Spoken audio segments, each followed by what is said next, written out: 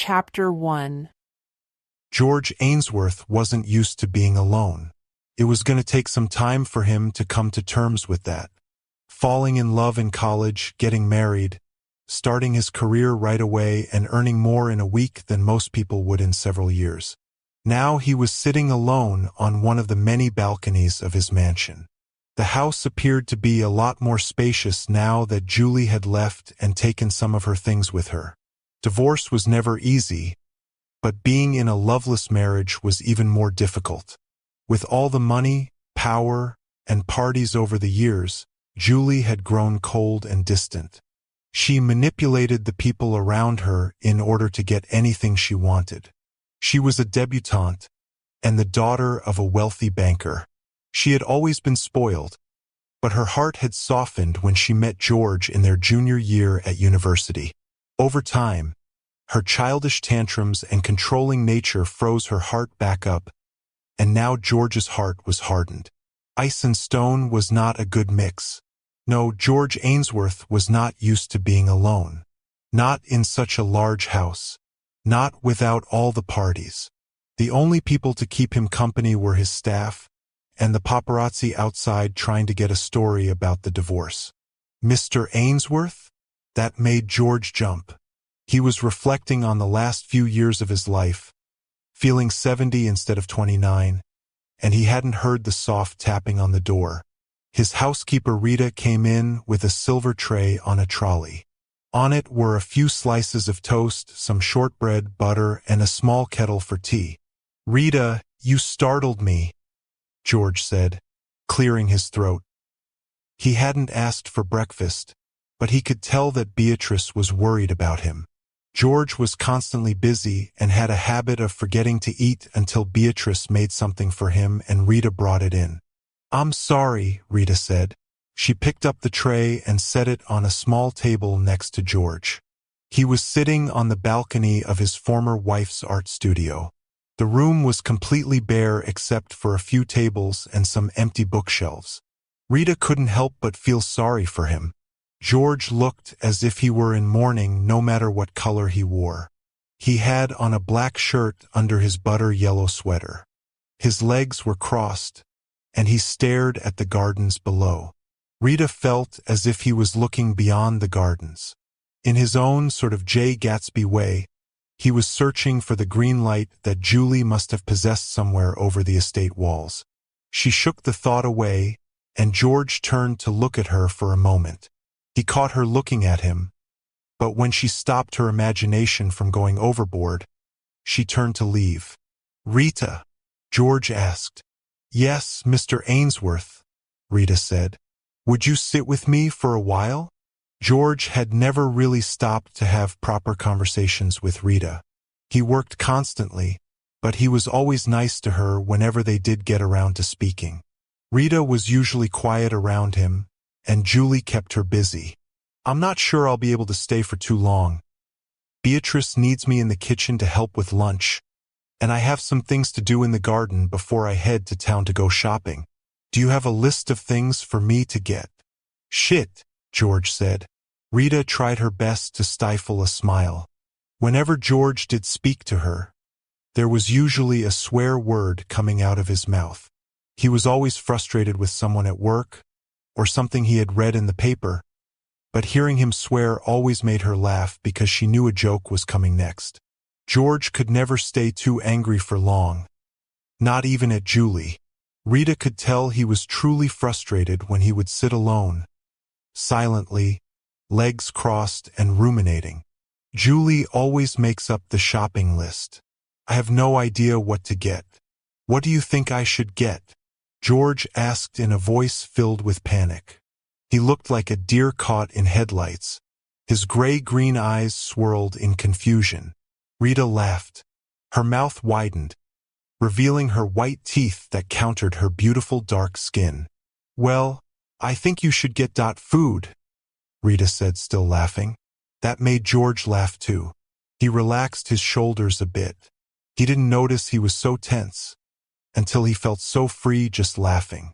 He listened to the gentle change in tone of Rita's accent. George knew she grew up in Montreal, but they hadn't had enough long conversations for him to have picked up on her accent. There were some words that sounded more French than English, and that made the sound of her laughter more magical. It was like her accent traveled from her words to the way she giggled. Rita's laughter distracted him from the things on his mind. George's thoughts were swimming in circles around a single word: alone. It was still such a difficult concept for him to grasp. When he wasn't living with his parents, he was away at college, and then right after that he was married. It was strange now for him to really have to take care of himself without someone looking out for him. Left to himself, he would be at work constantly and would possibly even die of starvation without realizing it. "How long have you been working with us, Rita?" The question sounded strange even to George. He almost corrected himself because he had said us, as if Julie was still at the mansion living with them. He thought better of it and waited for Rita to respond. He fixated his eyes on her face. From her high cheekbones, to her dark almond-shaped eyes, to her heart-shaped lips, to the way her dark skin glowed in various lights. His eyes moved about her features, but they didn't linger on one spot for too long, so that his gaze would make her feel self-conscious. Rita was admittedly taken aback by the question. This was the longest they had stopped to just chat before. George cracked the occasional joke during times of frustration, or he would ask for Rita to do him a favor since he was stuck on his phone or laptop at home working. This was the first time that he talked and asked her anything about herself. "Oh, about 3 years, Mr. Ainsworth," Rita said. She clasped her hands in front of her and nervously began to twiddle her thumbs. She wasn't sure where her shyness was coming from. "Ah, I see," George said. He opened his mouth for a second. He looked like he was about to say something else, but then thought better of it. "I don't want to keep you, Rita. I'd better get down to the kitchen," Rita said at the same time. They both smiled at each other, but Rita avoided making eye contact by looking down. George turned his eyes toward the garden again, looking pensive. Rita thought that he must have been so heartbroken. He had slowly become this pensive and almost stone-like person over the few years that she had known him. She wanted to offer words of encouragement, or at least try to say something that may cheer him up, but no words were coming to her either. She curtsied and turned to leave. "Try to have a good day," George said stiffly. If humor wasn't involved, he was finding it hard to be a warm person. "Yes, Mr. Ainsworth," Rita replied softly. "Please call me George," he said, looking at her briefly before once again facing the garden. "Yes, George," Rita said. She paused before saying his name. It sounded almost unfamiliar to her given the fact that she'd never called him by his first name before. Her accent made her say his name almost delicately, like she was afraid to break it. She stepped out of the empty art studio, adjusted the blouse she was wearing, and then headed back downstairs to the kitchen to help Beatrice with lunch. The house felt emptier even before most of the furniture was moved out. The absence of one of Rita's employers was a new change, but she had sensed the wedge between Julie Ainsworth and her husband George for some time now. What Rita noticed most was that there were no tears. There were fights, bouts of coldness, and long silent times when Julie would lock herself away in her art studio, listening to Vivaldi, drinking wine, and splattering paint on everything but the canvas in front of her, calling it art when it was really her way of throwing a beautiful tantrum. George would call and ask Rita to tell Julie that he would be working late and would not be coming home. Rita could feel otherwise, though. She knew he just needed an excuse to stay away from the negative energy of their large house. Rita obliged, though. She would knock on the door and wait for the music to be turned down before Julie would tell her to come in. Rita would come with a book or a tray of Julie's favorite chocolates. She always wanted to ease the news, even though it wasn't outright bad news. "Mr. Ainsworth says he will be coming home tomorrow. He is very busy at the moment," Rita said. She said the words slowly, choosing them carefully. She didn't want to upset Julie further. She would put the tray of whatever goodies she had down on a small round table and wait for Julie to react. Sometimes Julie would scoff, have a sip of wine, and turn around to turn up the classical music again. Other times her sentences would start with, "Well, you tell my husband." Rita didn't know what to do then. Whenever Julie had an unpleasant message for George, Rita would keep it to herself. She didn't want to be the messenger. A back and forth was hardly necessary. George would be home more often when Julie was on a retreat or a charity function in another country. He preferred the silence, and to pace around the place instead of lock himself in a room. It fascinated Rita how different they were, and she wondered if they had always been that way, or if it was something that occurred over time. He never had bitter messages to relay to Julie. Instead, he would nod and to himself before continuing his pacing about the place. There was always something on George Ainsworth's mind, but Rita didn't think it was her place to ask him about himself. They weren't friends. They were from completely different walks of life, and he was her boss. How strange would it be for her friend to pay her anyway?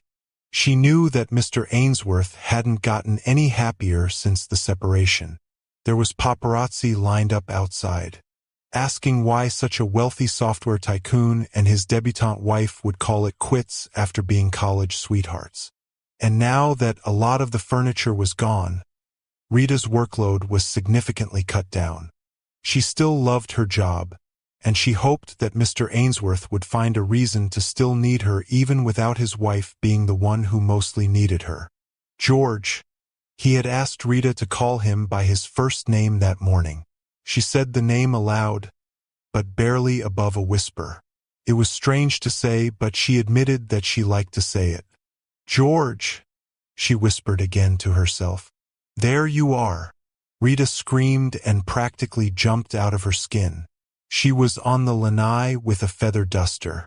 She had been cleaning, but she picked up an old photograph of George and Julie, and she started to think about them. She didn't know how long she had been caught in a daydream of former lovers, but she was completely embarrassed to be caught staring into space and whispering the names of her employer to herself. "Oh, don't be scared, silly, it's just me." Jose Fuentes shuffled over to her and gave her a kiss on the cheek. Rita gave Jose a warm hug. He was the Ainsworth's gardener and head landscaper. He came once or twice a week to tend to the grounds. He had worked for them for 5 years, and when Rita came a few years later, he and she had formed a lasting friendship. Where Rita was seemingly shy, Jose was wild and tumultuous. Where Rita was indecisive and kind, Jose would tell it like it is right away. They were yin and yang, total opposites that accepted the differences of each other and welcomed and embraced the similarities they shared. "Were you talking to yourself?" Jose asked. He put his hands on his hips. "Me? No, I was just humming," Rita said. She tucked a strand of her curly hair behind her ear. "Oh, really? Sounded a lot like you were saying George to me." A sly smile began to form on Jose's face. He said George in the same way that Rita did. He wasn't mocking her accent, but making fun of what he was now beginning to think was a new crush. "It's nothing. It's just that yesterday morning he asked me to call him by his first name. After 3 years, Rita said pensively. "C'est très bizarre," she said, more to herself than to Jose. "Yes, bizarre," Jose said dryly. He eyed her with faux suspicion before taking the feather duster from Rita and twirling it around. He twirled it by her face so that she could snap out of her trance. "The man is just lonely, Marguerite. He probably wants to make friends." Jose grinned. He handed her the duster and made his way out onto the greens of the gardens. Jose was more than likely right. Rita had been working for the Ainsworths and living at the mansion for such a long time that she was so used to things being a certain way. Now that Julie was gone, everything had changed. She didn't know just how to process everything that had happened over the course of the last few months. Since she wasn't even a part of the family, no one thought to mention how this may affect her or her job. Rita. It was George. He usually woke up early and went in to work before 9. It was just after 8:30 now, and he was probably in search of something to nibble on before heading out to run his company. Rita always got an early start to her work. There was lots to be done overseeing the others who worked at the mansion, and a lot of work of her own. She also liked evenings in her own space and doing what she liked with her time. She usually called her mother in Montreal or watched some TV. It got lonely, but it was better than how things had been right before she moved to the States. Montreal was not the place for her, even when she missed her mother and the rest of her family terribly. "Yes, Mr. George," Rita said, correcting herself halfway. That made George smile. "Take some getting used to, huh?" he asked when he came into view. He stood by one of the open French doors. Rita almost stopped dead in her tracks when she saw him. He was always in business attire when he went to work, or sometimes he would wear a polo shirt and very smart slacks. Rita had pressed them, of course. She knew most, if not all, of the clothes that he owned. Today, George was in a suit, but he was tugging the collar of his white shirt. He had on a black jacket and black pants. His shoes had been shined to perfection, and his normally curly blonde hair had a bit of gel in it. He looked like he was coming straight out of a Bond movie. Rita could see that George was trying to adjust a red bow tie. "Looking sharp, Mr. A." Jose Wolf whistled and walked by the lanai. His chubby body moved this way and that as he marched and tried to avoid getting grass stains on his shoes. His shorts were just above his knees, and his shirt was tucked into his shorts while his stomach bulged a bit over the edge. George raised his eyes to the ceiling and sighed. It was his way of rolling his eyes. He never quite made the full rotation. He smiled at Jose, showing off a small dimple at the top right corner of his mouth. "Thanks, Jose," George said. Jose saluted and dragged a hose along with him as he turned a corner to the west side of the house. The roses were his specialty. There were yellow and pink roses lined along the side of the house that led to a garden maze of red, white, and pink roses further out on the grounds. A small fountain was in the center of the little maze. Jose was so proud of his work in the rose garden that it was the first part of the garden he would work on whenever he came to the mansion. "Rita, I need your help with something," George said. He tugged more on his collar. "I normally just use a clip-on, but there's this really fancy charity dinner tonight. I was wondering if you knew how to tie a bow tie." Rita put down the duster and wiped her hands on her thighs. She walked over to George and he walked over to her.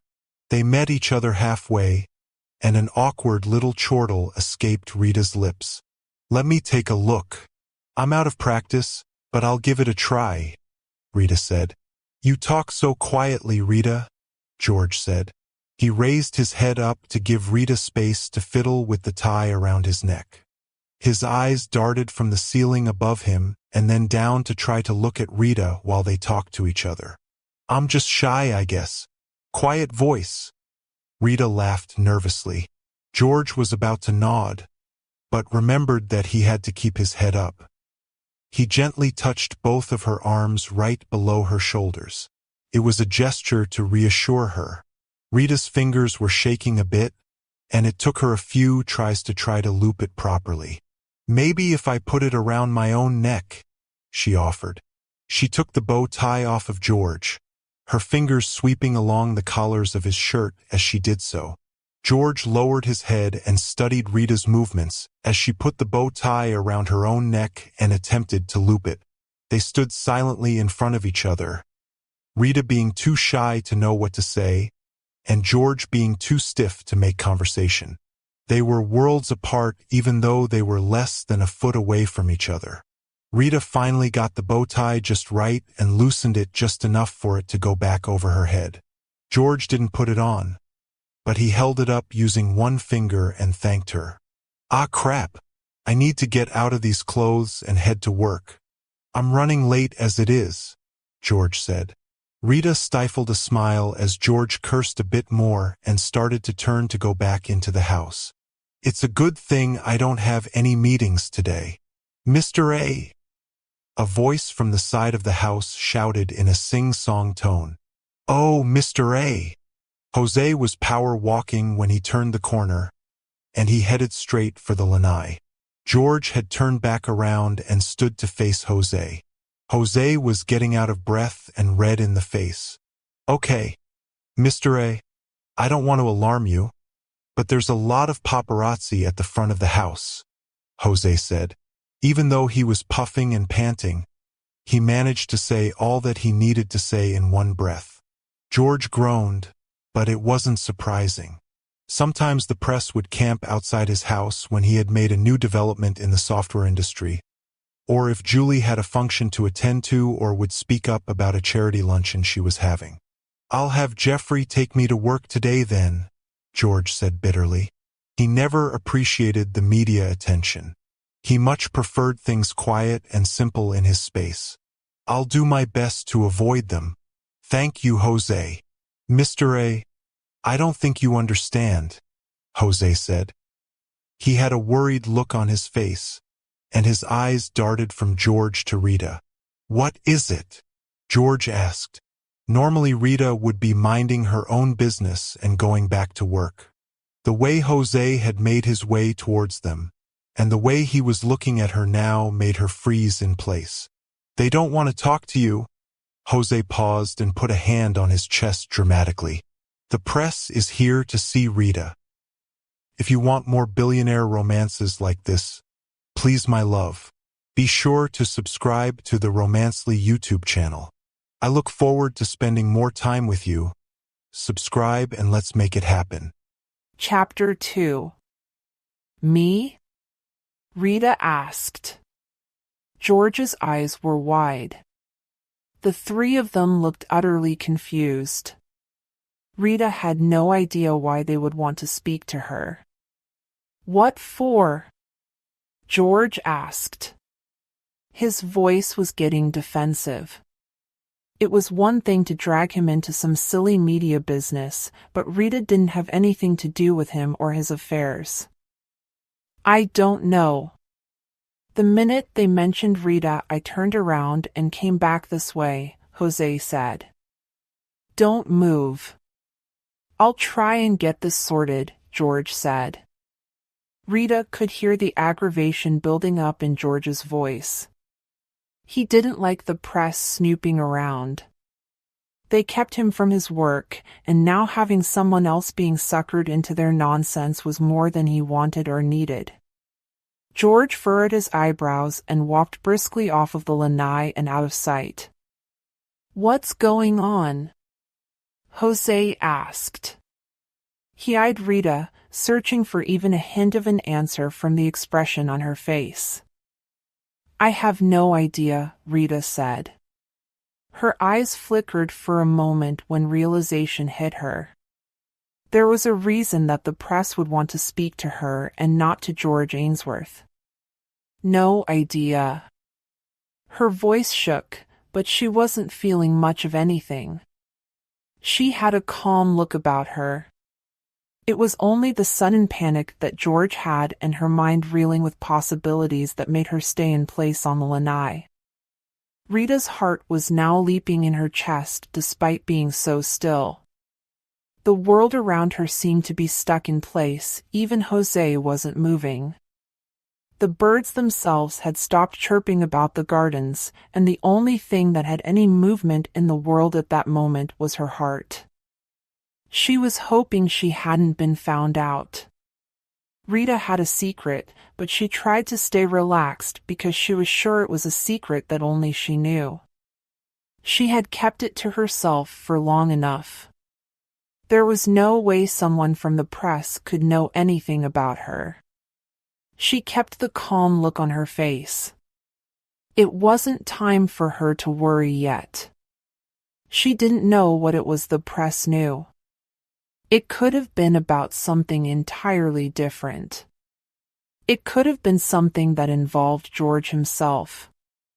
Maybe they're trying to get Mr. Ainsworth's staff to reveal some information about him and the divorce, Rita thought to herself. It was wishful thinking, of course, but she wanted to make sure that the paparazzi wanting to speak to her had nothing to do with her. She spoke her thought aloud just to be sure that time hadn't frozen. Jose shrugged. Maybe. All I know is that Mr. better sort this out quick because right now I'm trying to do something about the marigolds out front and... Jose droned on and on about the work that he needed to do on the flowers. Rita was too busy thinking about her own situation to pay much attention to what Jose was saying. She saw a quick flash of someone passing by the French doors, and she could see that it was George. He had changed out of his tuxedo and was putting a jacket on over a shirt and comfortable pants. Rita rooted herself in place. It took a lot of willpower to not want to follow George to see what it was that was going on outside. How many people did you say were out there? Rita asked Jose. He shrugged as a response. More than 5, less than 15. Whatever it is they think they've found, they want a story badly. Are you sure there's nothing going on between you two? Rita nodded. We don't spend a lot of time conversing with each other. I don't know what's going on, she half lied. Even as close as Rita was with Jose, she still hadn't let him in on the full story of her life. It wouldn't be a good time to admit it now that she needed to know just what the paparazzi wanted with her. Jose took Rita by the wrist and started leading her inside the house. She twisted her arm a bit in resistance, but he stopped and turned to look at her. Do you want to know what's going on or not? I would, but nothing. Jose said in a shrill whisper. He looked around to see if there was anyone in sight who could possibly be listening in on their conversation. No buts. Let's find out what all of this is about. Rita didn't have a chance to finish her sentence. Jose was once again leading her back into the house and in the direction of the front entrance. She hoped that he was doing this for her benefit more so than to satisfy his own curiosity. I don't want to talk to them, Rita hissed at Jose. He scoffed and stopped once again to take a good look at her. Honey, who says anything about talking to them? I was just gonna eavesdrop from the front door. There's the intercom right there, he said and pointed toward the door. Rita didn't like the idea of snooping around, but since this directly involved her, she was curious as to why the press suddenly had an interest in the live-in housekeeper of a handsome young billionaire. Jose and Rita skittered across the Italian marble floor like tiny guilty mice and almost made it to the front door when it suddenly opened. Surprised, Jose let go of Rita's wrist and pretended to engage her in conversation. You know, flowers and wall sconces by the entranceway might really brighten this area up a bit. What are you thinking? Begonias. Oxalis. Jose said. He gesticulated wildly and kept sneaking glances at Rita. George had just stepped into the house and shut the giant iron doors. He leaned back on the doors and slowly slid down. Nice cover, he said breathlessly, looking at Jose. Jose lowered his arms sheepishly. He didn't have to keep up the charade, they had been caught. I still don't know what in the hell is going on out there. Rita lowered her eyes. She didn't want to see either of them looking at her. She felt exposed, and she wasn't even sure what the reason for it was yet. She could only speculate, but she was hoping it wasn't what she had feared for the last few years. There was no way someone could know about her life before she started working at the mansion because she had never told anyone all of the details. What happened? Rita asked. One of her arms was at her side, and she lifted the other to get hold of her elbow. She rubbed along her straightened arm with her thumb. She looked up every few moments just so she could possibly decipher the expressions on his face. She hoped he wasn't upset with her. She couldn't tell because he appeared to still be out of breath. They kept saying I should ask you, and that they'd get to the bottom of it sooner than later if you wouldn't come out. They wanted to know more about where you're from. I thought it was extremely peculiar. Rita didn't have a response to that. Whatever it was they wanted to know about where she was from, she hoped that they weren't talking about when she had left Montreal. I won't let them get to you. I promise, George said. He moved away from the door and over to Rita and Jose. He looked at her as her eyes floated upward to meet his gaze. He didn't look away, and neither did she. She felt assured just by staring into his eyes. They're just like roaches that are looking for whatever they can find. They're probably gonna find some cock and bull story about me and Julie. Don't you worry about anything, okay? I won't, Rita said. She straightened her body and smiled. Whatever this was going to pass. But it still made her wonder and worry just what it was that the press thought they knew about her. I've got to get going. I should have been at work by now. Don't talk to anyone until I get back. And even then, George said. He turned to leave the mansion. He left Rita and Jose standing close to the entrance. Neither of them spoke for a good few minutes. All right, Missy, you have some explaining to do, Jose said finally. He pursed his lips in the way that he did when he wasn't impressed by a situation. He eyed her up and down, folded his arms over his chest, and tapped his foot on the floor as if to wait for her to start speaking right away.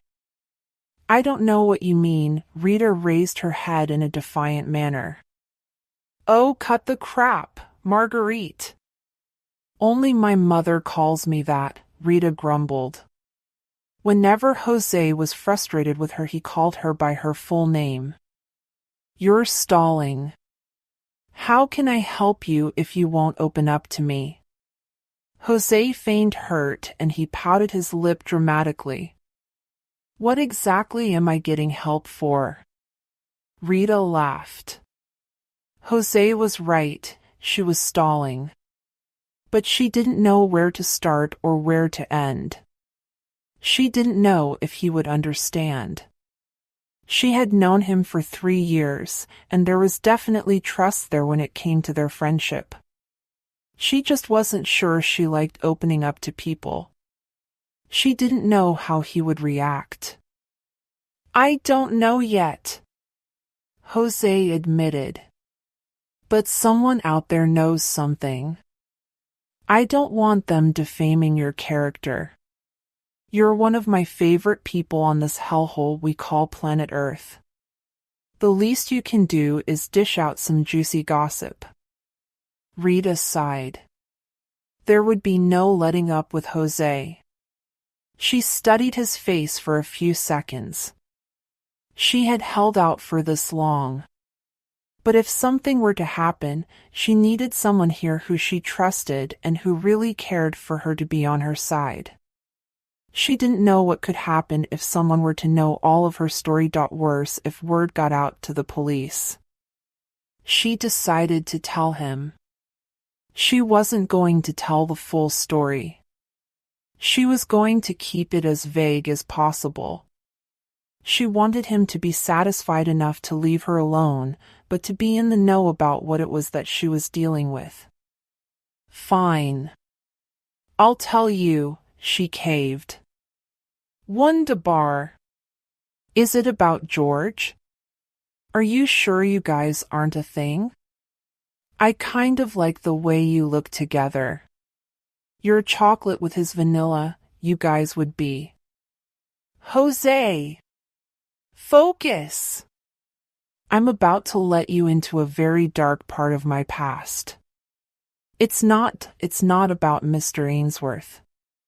Even he doesn't know what I'm about to tell you. I'll tell you my secret. Just not here. Rita linked arms with Jose, and she led him back out onto the lanai around the back of the mansion. She wanted to make sure she was away from any listening ears. Rita had spent most of her day distracting herself with work. She was so diligent that she was finished earlier than usual and even went around clearing up some of the rooms twice. She avoided the windows. If she walked into a room, she would shimmy along up against the wall like a novice spy and close the curtains. She knew there were still paparazzi outside. The number of them had almost tripled as the day went on. She would peek through the curtains whenever she was curious enough. By 5, the majority of them had given up and left. The sun had started to set when the last one had finally gone home. The guards didn't entertain them, and no one let them in under any circumstances. It was strange for Rita. Before, whenever there was press outside of the door, she would be able to go about her business without so much as batting an eyelash in their direction. The minute one mentioned her name, now it felt like there were eyes everywhere, watching her. She didn't like that feeling. She wanted everything to go back to normal. So much had changed with her work, herself, and Mr. Ainsworth since the divorce came through. Rita went outside and back to her little cottage that was close to the back of the property. It wasn't too far from the main house, but it was down a trail and out of sight. The cottage had its own unique style. It felt like a house not on someone's grounds, but a quaint little home for a couple or a young and hopeful person. Julie helped design it when Rita had first come to work for the Ainsworths. Julie was a little less insufferable then. She asked Rita for her opinions and her tastes with the decor, and the cottage was done to both of their liking. Over time, and with more wine and self-loathing, Julie didn't talk to Rita much anymore. Rita had just become another person to manipulate in order for Julie to get her way. Rita sighed when she stepped into her cottage. She didn't want to think of Julie or George anymore. She sometimes had to remind herself that their lives were not her whole life. With the days she had had, Rita just wanted to relax. She told Jose more about herself before she had left Montreal, and Jose vowed not to tell anyone. He also said that he would find a way to help her if she ever needed it, and let her know that everything would work itself out. She was so grateful for her friend. She wasn't alone in the world, but she felt alone in the country. Jose made her feel more at home since they had met, and Thursdays were definitely her favorite days because she knew that he would be there at the house tending to the roses and marigolds. There was one more person that Rita wanted to talk to about the day that she had. Her mother, Aurelie Brooks. Her mother was her confidante. Aurelie was the most supportive person in Rita's life. They spoke at least twice a week, and Aurelie knew about Rita's life as if Rita was still in Montreal with her. Rita picked up the little white telephone that was on the side table in her living room. She dialed her mother's number and placed the phone between her ear and her shoulder.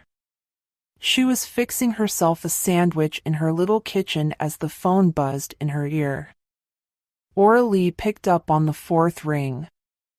Bonne nuit, maman, Rita greeted her mother. Hello, my darling. Rita could hear the smile in her mother's voice. Aurelie always sounded like Rita hadn't spoken to her for years, even if Rita had called once before on that very same day. How are you? What was your day like? They always asked each other about their days and if anything interesting happened.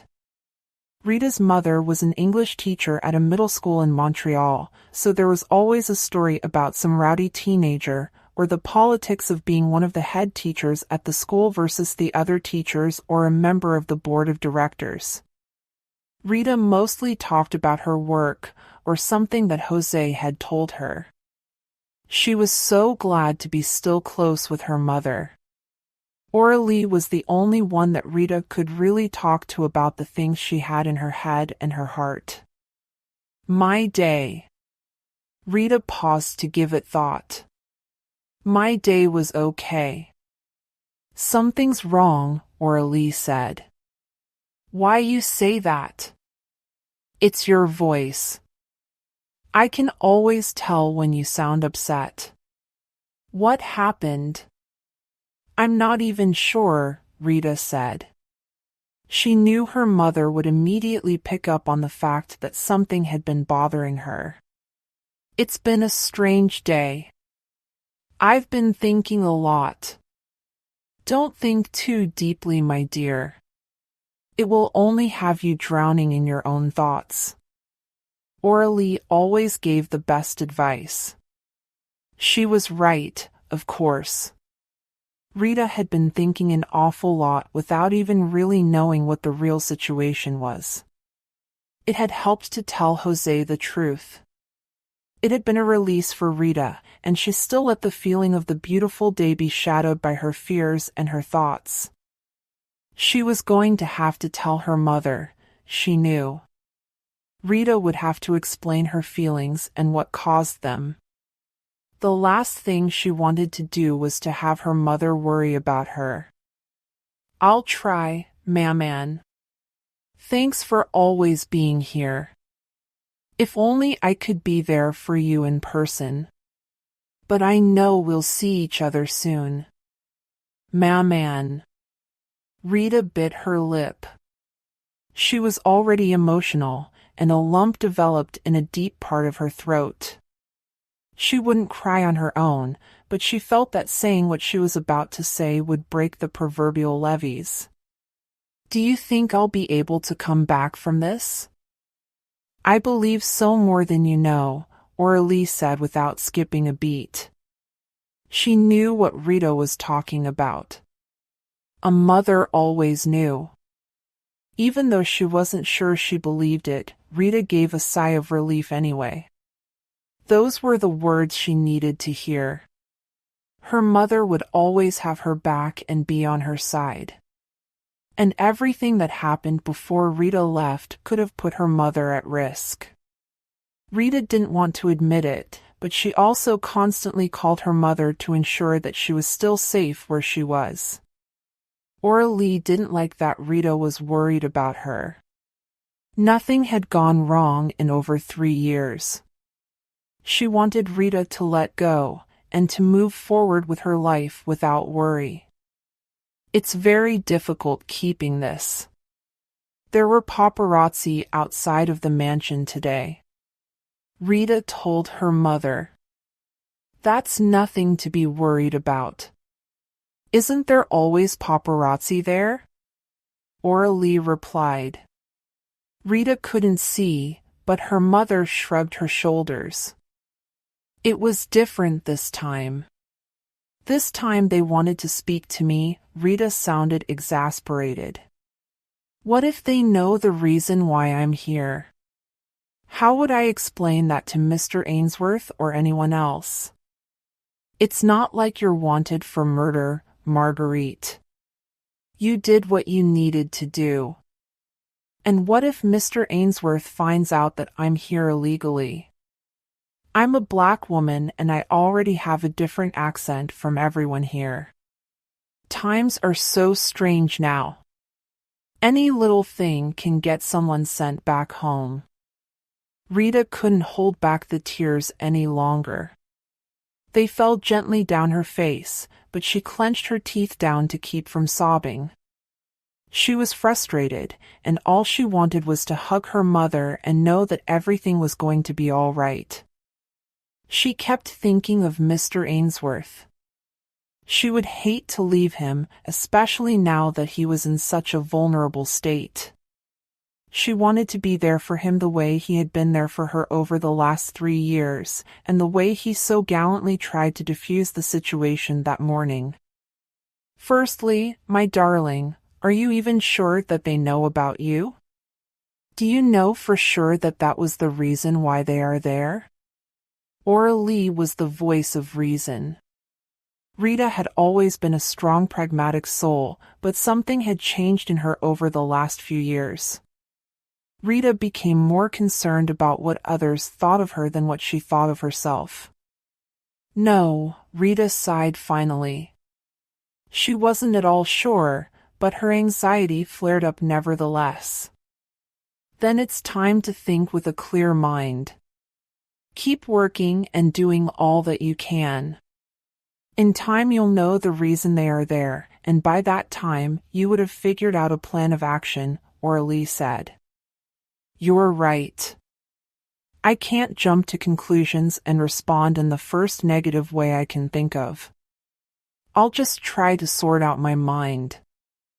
I don't want anyone finding out that I'm in the country illegally. If anyone finds out... Rita's voice trailed off. She wiped her tears and closed her eyes. She didn't want to think about it anymore. What the hell? Rita was so frightened by the voice that she leapt out of her skin and dropped the phone. She whipped her head around, her eyes wide, and her heart racing wildly inside her. By the open door of her cottage stood a very shocked and a very angry George Ainsworth. Chapter 3. Mr. Ainsworth, Rita squeaked. She picked up the phone and placed it back down on the receiver.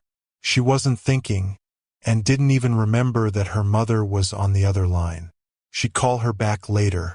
Right now she was too worried about George and what it was that he could have heard. What was that all about, Rita? His voice was raised slightly and he was glaring at her. Rita recognized that tone for whenever he had gotten in a spat with his now ex-wife Julie. I was just talking to my mom. How did you get in here? The door was open. I came here to see if you were feeling better than this morning, but clearly I stumbled on something else. Didn't I? George squared his shoulders and clenched his jaw. Even in anger he appeared to be regal. Rita didn't know what to say. She wasn't sure everything that he had heard, but it was enough to make him upset. In just a matter of hours, her world was crashing down around her. Mr. Ainsworth would more than likely call the authorities and she would have to go back to Montreal, the one place she was afraid to go back to. Have you nothing to say to me? George said with his teeth still clenched. Rita's mouth opened and closed. She didn't know where to begin. She could either come clean now or continue with her ruse. She would be found out sooner or later. It was best, she felt, for her to be honest with him. I'm not really sure what it is that I can say, Mr. Ainsworth, Rita said. She stood and faced him, but her gaze met the floor. She was silly to think that she could try to be friends with him. They were from completely separate worlds. He was practically royalty, and she was just the housekeeper. Well, from what I gather, you're in this country illegally. Is that true? George said. His voice hadn't softened at all. His temper was flaring, but he was trying to hold it together. Rita already looked ashamed, and he didn't want to frighten her. He just wanted to know the truth. Rita nodded. I see. Well, you know you won't be able to stay here any longer, Rita. Rita's eyes widened when she finally looked up at him. There was no chance to plead her case or to explain what was happening. He was so willing to just let her go. Tears formed in Rita's big brown eyes. George looked away. If he looked at her, then he would have backed down. You've been lying to me for 3 years. You've been in my house and I've let you live on our property. What's going to happen to me when people find out? Is that why the paparazzi was outside today? George asked. I don't know. Rita found her voice finally. A few tears streamed down her cheeks, but she brushed them away with the tips of her fingers. I only guessed that was why they could have been outside today. I panicked and just needed to call my mom. What would have happened if you had been caught? The authorities would have gotten a hold of you. They would no doubt ask me questions about harboring you, and I would have no answers for them. It's too risky. The shares in my company are already going down, and I've been getting negative publicity because of the divorce, George said. He was beside himself. He was pacing back and forth and appeared to be talking more to himself than to Rita. She watched him in her peripheral without actually taking a proper look at him. She didn't want to be fired. She had nowhere else to go. Wait, does Julie know? George stopped suddenly. The thought had just occurred to him. When it came to their duties as husband and wife, Julie had been in charge of everyone they had hired, and was responsible for their wages also. If Julie had been the one to pay, then she must have known about Rita's situation. Yes and no, Rita said. She didn't feel like explaining further, but she knew she had to. She was already fired according to him anyways. She knew I wasn't a citizen and that I couldn't pay taxes. She's been paying me with cash since. She didn't ask any questions because I'm good at my job. And what was it that brought you here? I just had to leave, Rita replied. Her eyes were once again brimming with tears. You don't have to be afraid, Rita. I don't think that you hurt anyone. Look at you, you couldn't hurt a fly. Can you tell me why you had to leave? George had calmed down just a bit. He hated making anyone cry. Even when Julie cried, her tears were his kryptonite. He wanted to find rational ways of solving the issues without harsh words, tears, and certainly not violence. He was a businessman even in his regular life.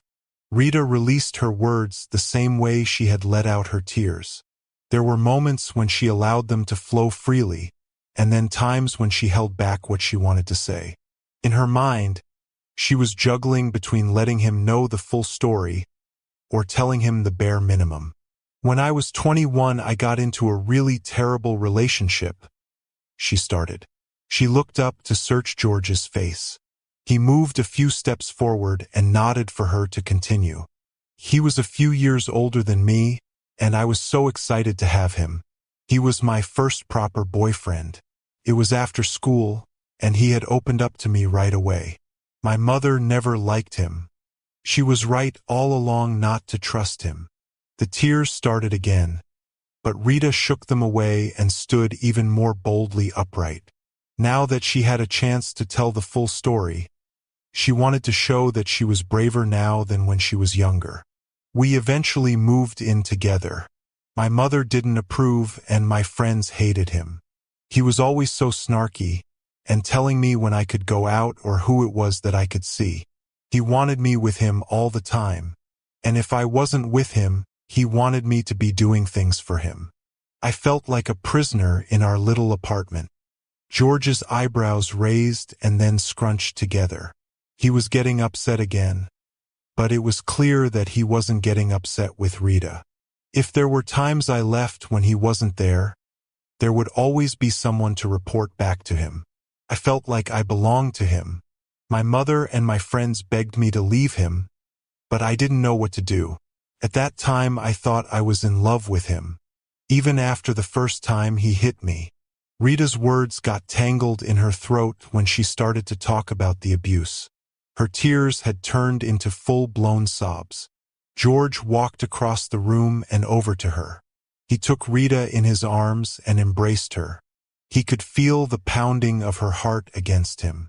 You don't have to say anything else. I understand why you did what you had to do, George said. He could feel that it was uncomfortable for Rita to talk about her past. That was why she had managed to keep it a secret for so long. She had managed to stop crying, but her shoulders still shook. George didn't let her go. He pulled her away from him just enough for him to look into her eyes. Don't worry, Rita. I'm sorry I snapped at you. No, I understand. You didn't know. She walked away from him to get a paper towel from the kitchen. She wiped away her tears before collapsing onto the couch. It had been an exhausting day for her. She had her usual work to do, but she had spent a lot of that day overthinking and crying. She didn't know where she was going to be tomorrow. George perked up suddenly. Rita eyed him. Why was he getting so cheery all of a sudden? She could practically see the wheels turning in his head. Rita, what if I told you that I knew a way for you to stay in America? Married. Jose and Rita were in the family room of the mansion the next morning. Jose wasn't scheduled to work that day, but Rita had called him with some very interesting news. That's what he said, Rita replied. She was taking the curtains off of the rods. She needed to climb on a ladder to get to them. Jose was down below and taking the curtains from her once she was able to maneuver and bring them down. Rita told Jose about the night before. After she had finished crying, George Ainsworth had proposed an idea, and that meant proposing to her. It'll make everyone happy, he had said. Proposing to her meant that she would be able to get a green card and legally stay in the country. It also meant the press would have their juicy gossip without trying to sniff around too much. He hadn't worked out all of the details, but he assured her that she shouldn't worry. George had left earlier that day to get in touch with some very important officials. It would mean their marriage would be quick, legal, and very hush-hush until they were ready to go public. Rita explained all of this to him once she got off the ladder and dragged it to another side of the room in order to get the last set of curtains. So you'll just be married? Jose said with a bit of an exasperated huff. He was still floored by the news. Well, we'd get divorced later, of course. Of course, Jose echoed quickly. It would take a few months to finalize my papers, but once that process is over, I'll be a citizen and I won't have to worry about the press or my ex-boyfriend or anything, Rita said. She felt like a weight had been lifted from her shoulders. She had thanked Mr. Ainsworth profusely before he left, and called her mother right after with the news. Then it's settled, Jose said. A smile was forming on his face. You're going to be Mrs. Marguerite Ainsworth. Rita and George were set to be married the following Saturday. It had become quite awkward for Rita being in the house, but not George.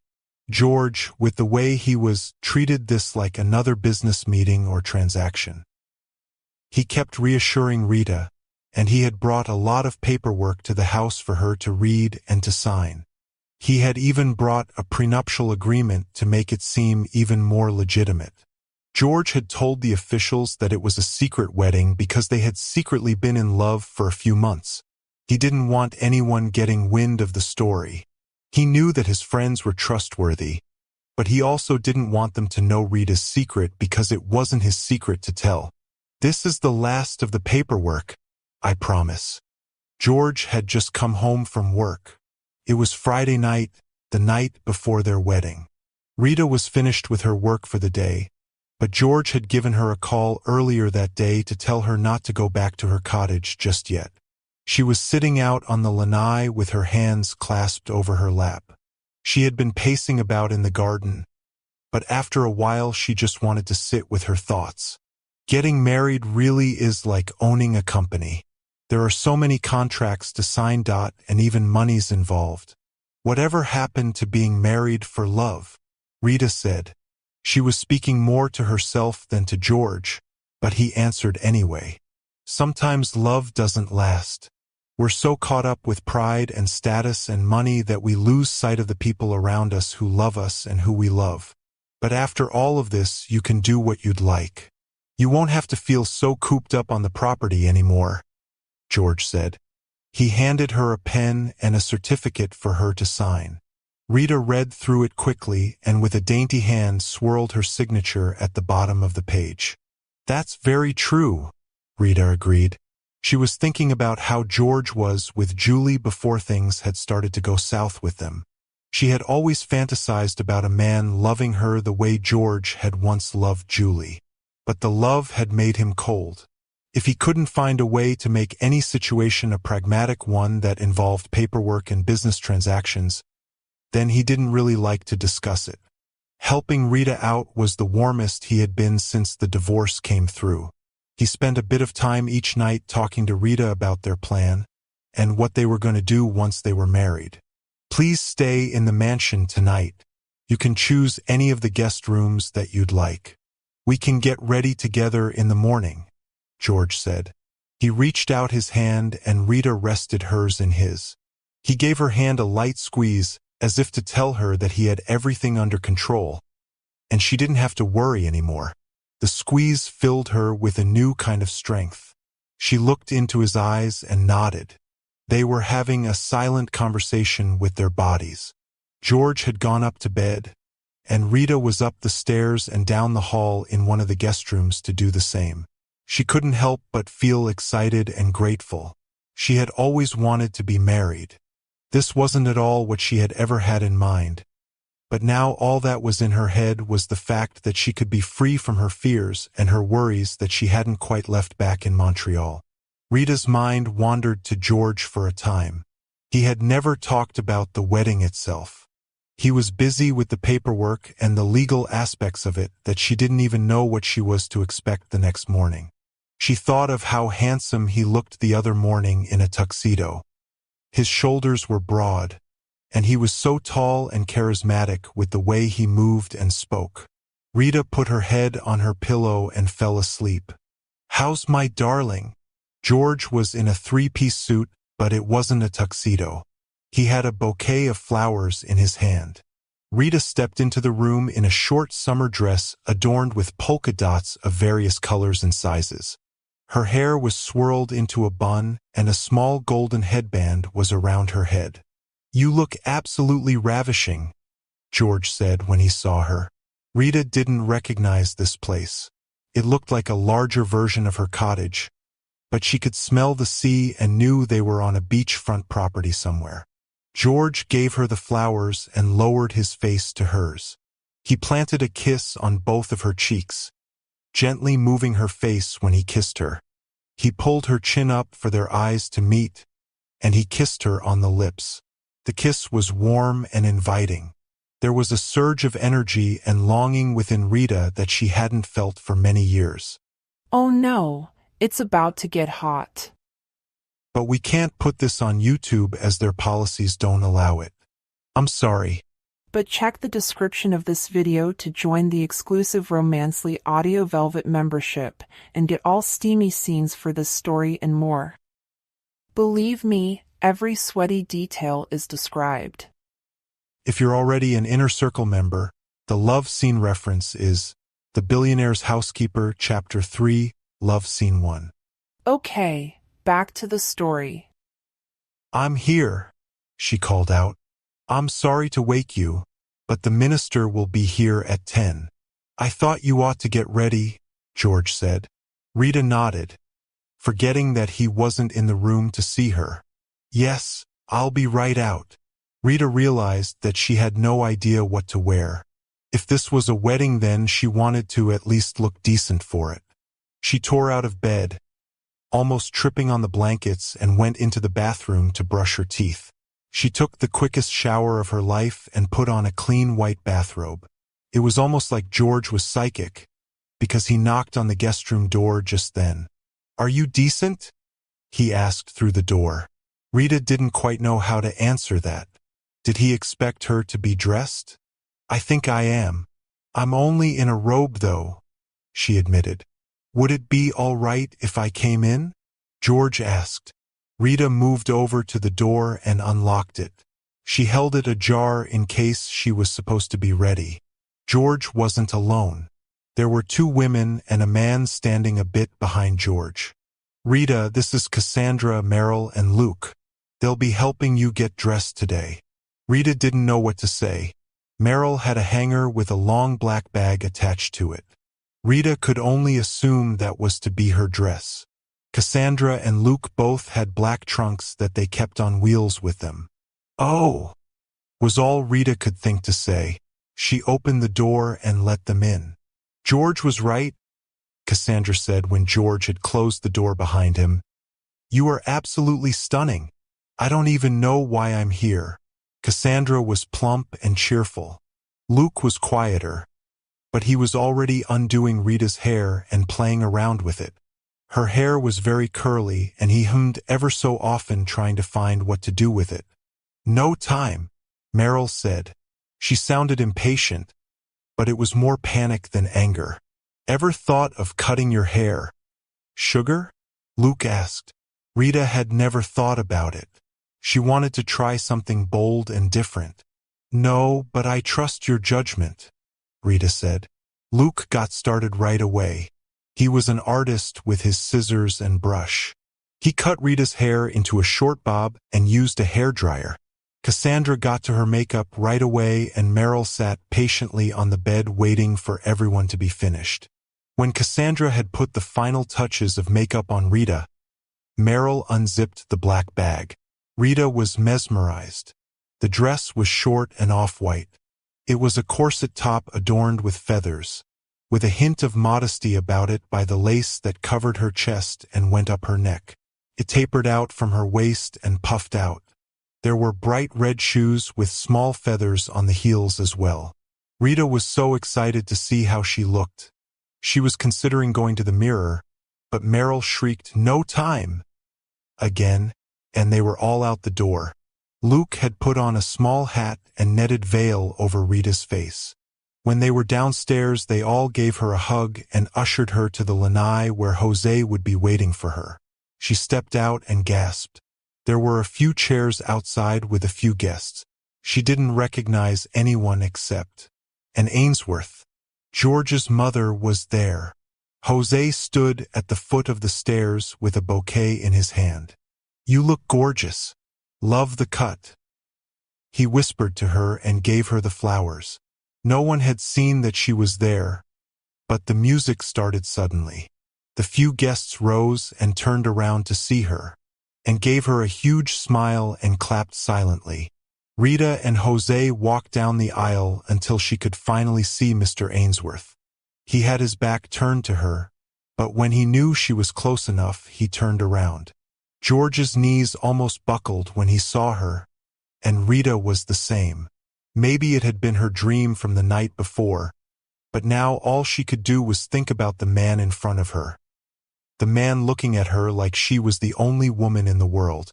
Jose kissed her cheek and then moved her closer towards George Ainsworth, her future husband. Chapter 4. It was a beautiful ceremony and sad. The other guests had left, including Jose. She, Rita, and George were sitting out on the lanai drinking some champagne. The reception was a short and simple one. There was a live band playing soft jazz outside, and the couple shared a few dances. Rita had to keep reminding herself that this was just an act. They needed everything to be as real as possible and to take photographs to satisfy the paparazzi. They had to make their romance seem real for their plan to work. "Thank you," Rita said. "It felt almost completely real to me," and cackled. She took a sip of champagne. Rita hadn't had the chance to ask George who all of the guests were or what his mother was doing there. Now that everyone was gone, they could talk freely. "Don't look so surprised, dear," and Ainsworth said while patting on Rita's knee. "Who do you think got that dress of yours?" Rita always liked George's mother. She was very matter-of-fact, and she was also extremely funny. She had never treated Rita like the help, but more like one of her own friends. She didn't visit very often. Rita enjoyed whenever she did. Rita's questions for the day were starting to be answered. "Forgive me, I'm a little bit tipsy, so I may say some stupid things," and said.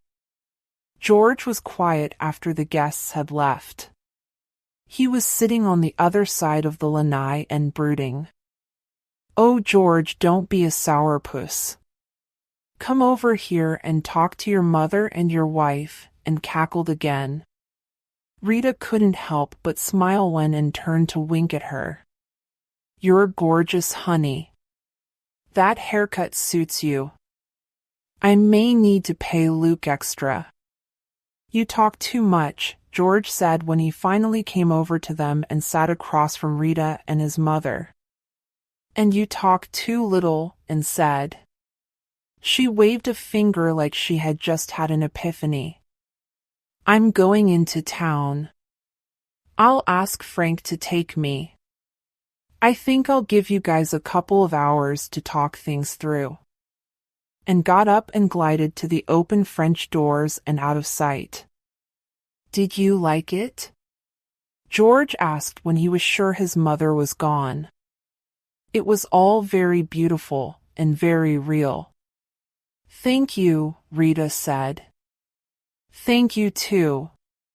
Anyone who can put up with my mom's silly antics for more than an hour has to be a saint," he laughed.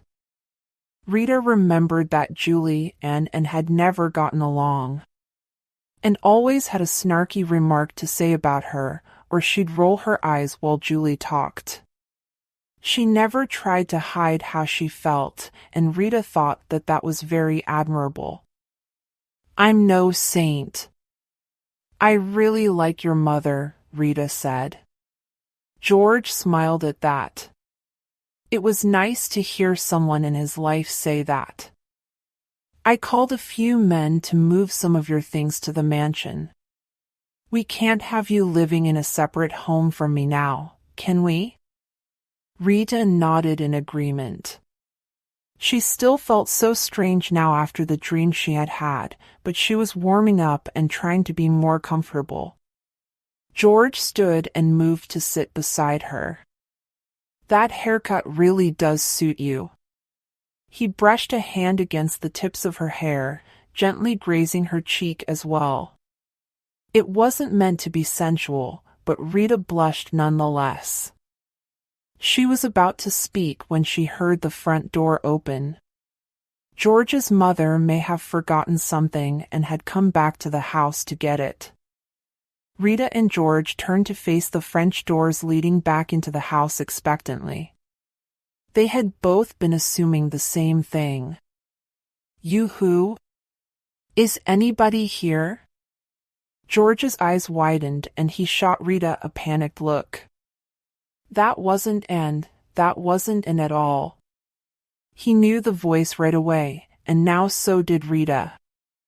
"Where can a lady get a nice stiff drink around here?" The voice was looming closer and closer to the door. "Oh, there you are. I figured the lovebirds would be out here." The tall and slim figure came to the open doorway and leaned against the wall with her arms crossed. She was all legs, but today she had wrapped herself in a fur coat. There was a devious smile on her face, and her icy blue eyes flexed in the light of the setting sun. Rita couldn't speak. She didn't know the right words to say. But the figure's eyes were now fixated on her, and Rita couldn't take her eyes off of Julie Ainsworth. "Julie? What the hell are you doing here?" George hissed. He was standing now. Julie looked cool and calm. "What? Your new ex-wife can't get an invite to your secret wedding?" "Looks like I missed it anyway." Julie's voice sounded bored. "How did you find out? You don't think that Paul Westman wouldn't get in touch with me?" Julie sounded almost outraged. Paul Westman was one of the people who had helped George finalize the paperwork for Rita's and his wedding. Paul was a wealthy man and his brother was in public office. Paul was happy to help George because they had been friends for many years, but George had forgotten that the reason they were was because of Julie and her parents. Paul had told Julie about the wedding. "What did Paul tell you?" George eyed his ex-wife suspiciously. "Paul told me that my louse of an ex-husband was already getting remarried." I didn't believe it until he showed me the prenup. I got in a tizzy when I read who you were marrying and had to come and see for myself. Julie took off the fur coat and tossed it on the nearest chair. She was in all white as well. She had on pants that flared at the bottom and a sleeveless white blouse with pearls as buttons on it. She folded her arms over her chest again and her eyes danced back and forth between the two of them. "Hey Rita, you look nice," an obviously fake smile formed over her face. "I gotta say that I expected something like this from a son of a bitch like George, but never from you." Julie. Rita started. Julie held up her hand to stop Rita from finishing. "Oh, you can have him, honey," Julie said. "I just know my husband is using you for something. Once he gets what he wants, then it's on to the next young pretty girl." "I can't say I'm surprised. I knew there was something going on with you two before I moved out," Julie continued. Rita was about to open her mouth to tell Julie that she was wrong.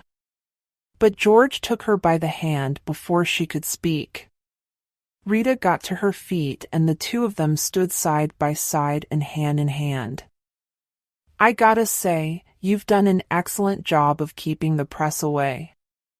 If Paul hadn't told me, I would have found out on the cover of some gossip magazine. How humiliating would that have been for me?" Julie pouted. All of her actions were fake. There wasn't a drop of sincerity on her face or in her voice. She sounded like she was toying with them, and Rita didn't like that at all. She wanted to tell Julie to leave, but she still didn't feel like it was her place to. She kept her mouth shut and squeezed George's hand. "Go home, Julie," the voice startled Rita. It was Anne. She had come back and was now standing at the door behind Julie. Julie scoffed and turned around to face Anne. "You have no business in this house or with these two anymore. Save yourself the embarrassment and just go home." Julie looked like she was about to protest, but she turned again to look at George and Rita. She saw the two of them, still in their wedding clothes, and her eyes moved down to the two of them holding hands. She looked defeated and almost sad. That was the first real emotion she had shown since coming to the house. It disappeared immediately, and she sneered at them. "Fine. But don't say I didn't warn you, Rita. I'll be back. I left some things in the house, and I'm going to call someone to pick them up in the next week.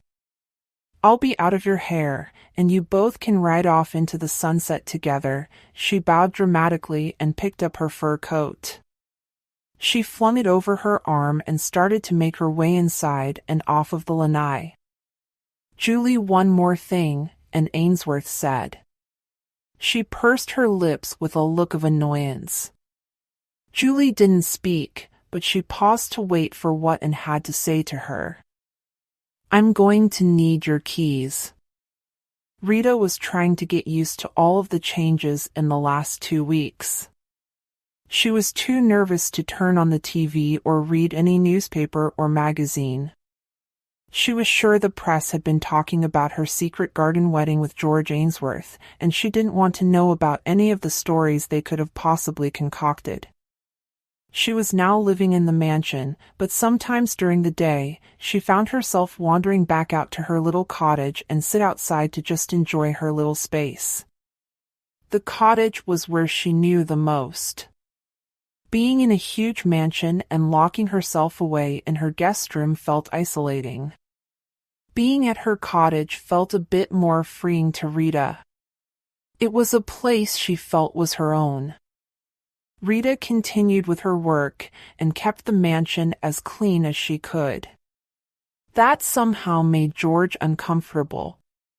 He knew that their marriage arrangement was temporary, and strictly to help Rita sort out what had happened to her in her past, but to him it felt strange that people knew that his new wife was still housekeeping. George, of course, went to work as usual. Nothing would stop him from his busy lifestyle, but he still felt concerned for Rita. He was going to hire new staff so that she wouldn't have to worry too much about work. "I'm not sure what to do with myself in the days," Rita admitted to him one morning. They were in the kitchen. George was already awake and ready for work. He was drinking a coffee and had a panini and a half-eaten bowl of muesli on the kitchen island in front of him. Beatrice hadn't fixed him breakfast, and it almost made Rita smile that George had taken the time to make his own breakfast. The panini smelt divine. "There's loads to do," George said, trying to sound bright. He honestly had no idea how Rita liked to spend her free time. The new staff was coming that day, and George wanted Rita to let them know what it was they would need to do. She would also be in charge of how and when to pay them. She didn't like that she wasn't working or doing anything with her time. The last thing she wanted was to feel like some billionaire's plaything. "Like what?" Rita said. She eyed him and raised her eyebrow. The look on her face made George chuckle a little. They had spent the last few weeks talking at any chance they could. Rita was taking her time to open up. She hadn't let George in on any of the important events of her life, but they now had a vague concept of who each other was. She even felt more comfortable with calling him by his first name. She would always pause before saying it, and that made him smile every time. "You can frolic in the garden a bit. You can watch any movie you'd like, I have an insane collection. You can do some yoga, or work out, or just, I don't know." "What do you like to do, Rita?" George asked. Rita used to do a lot before she graduated college.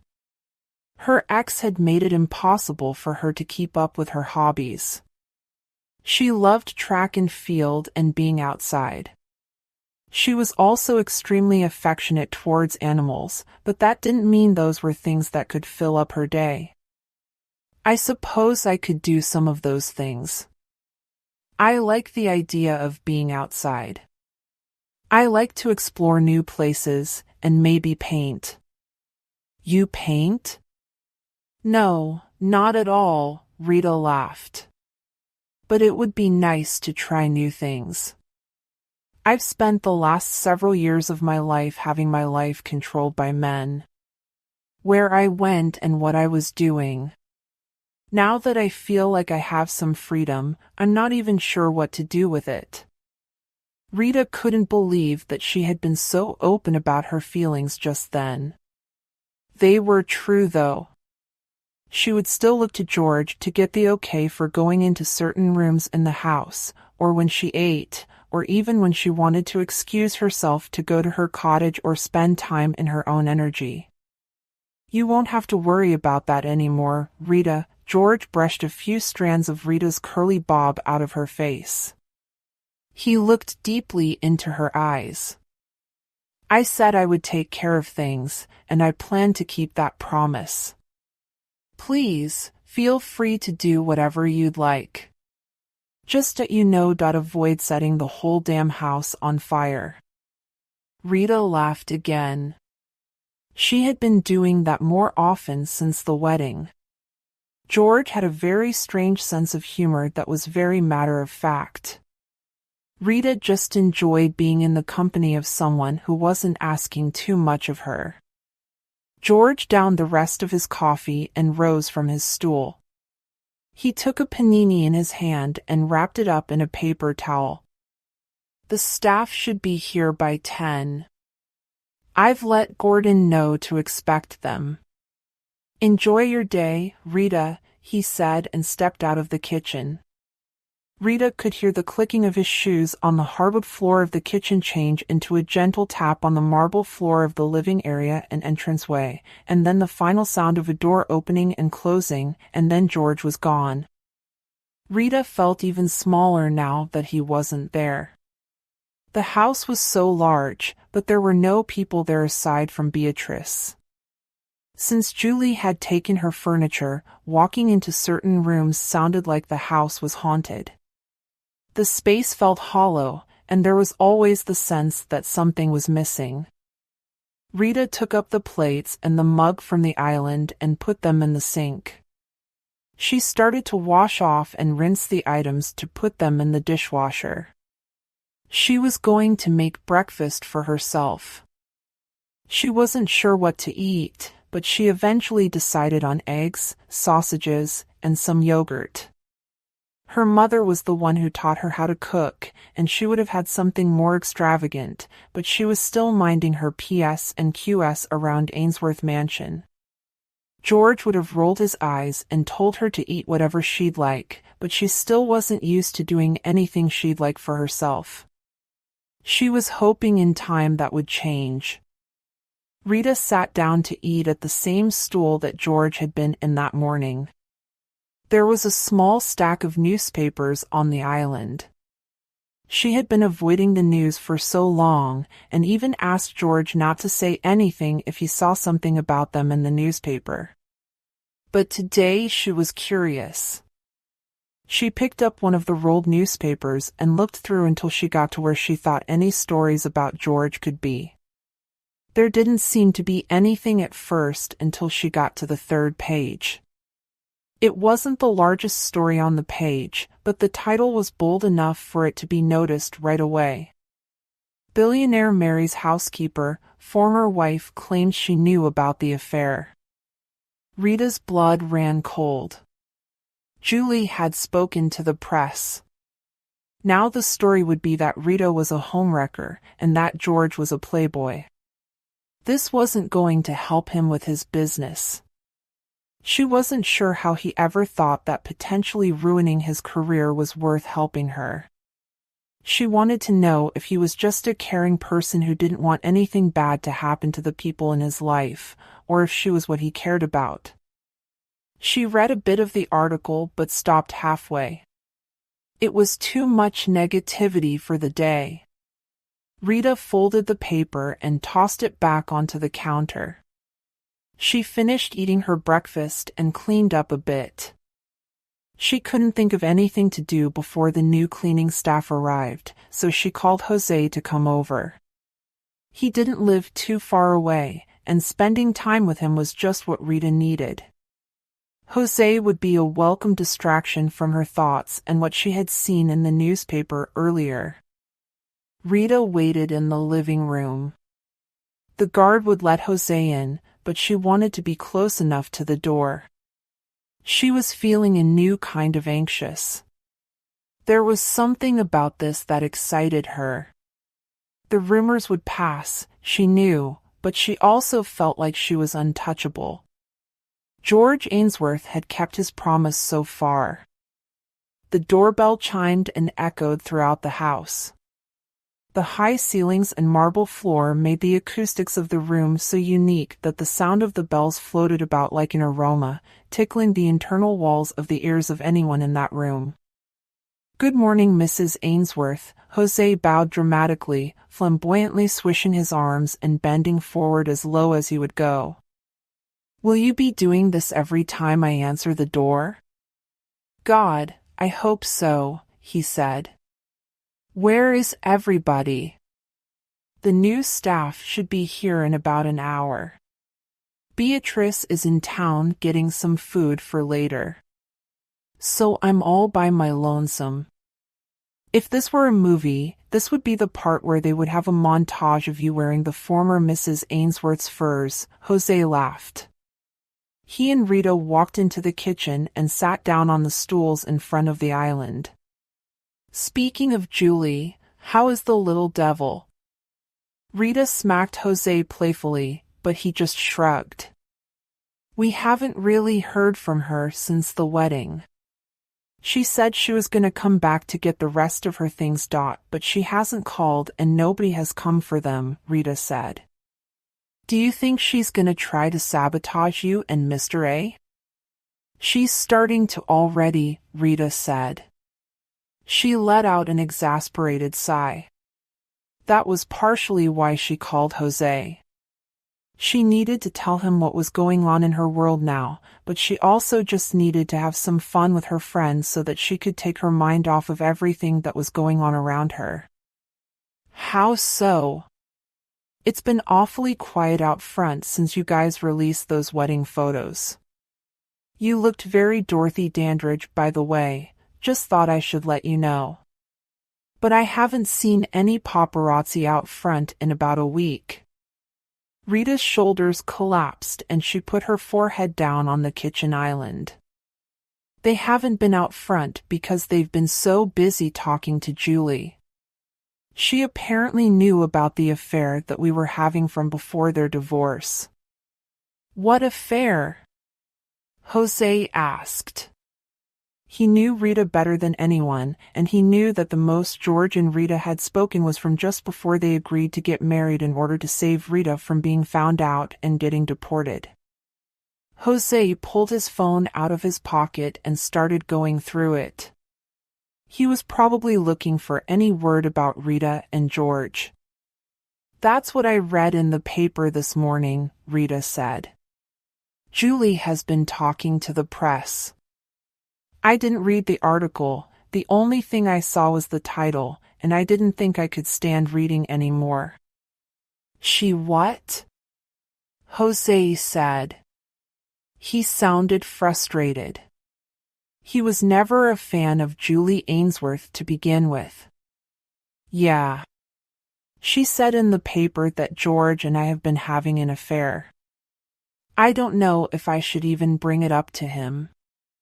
It could be that he knows already. Which means he sacrificed so much just to keep me safe, Rita said. Guilt overwhelmed her. She stayed put with her arms on the counter and her head resting on top of the backs of her hands. Jose rubbed her back and continued to scroll through his phone. He stopped scrolling suddenly. He seemed deep in concentration, like he was now reading something. Which article did you say it was? The article that says that Julie Ainsworth speaks up about husband's affair or something like that, Rita said, sitting up on the stool to give Jose a better look. I see some articles that have that. But there's something else. He paused and shot a nervous glance at Rita. Rita didn't respond. She knew Jose had a knack for being melodramatic, but she didn't want to say anything. She needed for him to tell her what was going on. Rita, one of the articles here says that your marriage is a sham. They're saying that your nuptials aren't legal. Chapter 5. I didn't think I needed to tell you. I just thought that you knew, George said. He was back from work later than usual. Rita couldn't sleep and had been pacing around the house. Jose had kept her company for the entire morning and for some of the afternoon until he had to leave to tend to someone's garden on another side of town. Rita didn't speak to Beatrice much unless it was about swapping recipes or talking about Beatrice's grandchildren in grade school. And since the new cleaning staff had arrived, she hadn't had much time to herself or her thoughts. She let them know all that needed to be done around the house and kept as much of a lookout for them as possible. She was still technically employed by Mr. Ainsworth after all.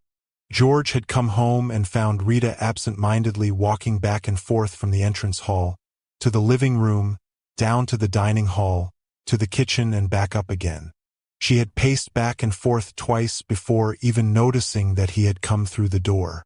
I've never been married before, Rita hissed her response. She flung her arms up in exasperation before crossing them over her chest. She had too much on her mind to keep still, and her foot tapped on the marble floor of the entranceway. George sighed and moved toward the stairs. He motioned for Rita to follow as he ascended. My divorce hasn't fully come through, and there's alimony and other things to consider. The wedding took place and we have the documents, but nothing will be considered legal for another month and a half. Didn't you read the fine print? George shook his head. He headed toward his room as he spoke. Rita wasn't sure if she should follow. She was only ever in George's room to clean it, and over the last 2 weeks she felt uneasy whenever she was in there. This would be the first time that she would be in George's room with him in it. I skimmed through everything. I thought it was typical wedding jargon. Rita hissed again. Her voice cracked in panic, and that made George laugh. I'm really sorry, Rita. I just thought that you knew. That's why we haven't gone out in public or anything yet. So you've been keeping me locked up like a princess in a tower? Rita asked. She didn't sound too happy about that, but now her voice was more tired than panicky. It had been a trying last few weeks, and Rita wanted answers without having to spend days at a time worrying about the question. George put his briefcase down on his bed before he answered. He turned and moved over to her. Like a queen of a castle, he said and added. But nothing like that. I wanted to get the public's reaction first, and I wanted to keep you safe. George smiled down at Rita. That made something inside her tingle. It reminded her of her dream the night before the wedding. She shook away the thought by blinking rapidly and turning her head to avoiding his gaze. I promised not to let anything happen to you. I'm sure they know that our marriage won't be legal for long, but now they're more focused on the idea about our apparent affair, George said. He smirked. And how does that make you feel? Rita asked him curiously. She didn't want to ask him flat out what it was he thought was worse. The notion that he was a cheating son of a bitch, or the fact that his marriage vows couldn't be upheld for the next few months. George looked at Rita for a long time. He looked like he was just about to soften his expression and smile again, but something inside him changed his mind. He breathed in deeply, and his expression turned hard once again before he answered. Well, I guess I'll figure that out at some point. I don't feel much of anything right now, other than tired from work, and tired of people hounding me for answers, George said flatly. Oh, Rita said. She wasn't sure what else she could say. She also didn't know if she should leave or stay. She averted her eyes when George had turned around and started undoing his tie. Things will work themselves out, Rita? You just have to keep trusting me, George said once his tie was off. But I think it's about time you stopped hiding. Rita finally looked back up at him when he said that. She wasn't sure what he meant by that, but she was hoping it didn't involve her having to talk to anyone about her life.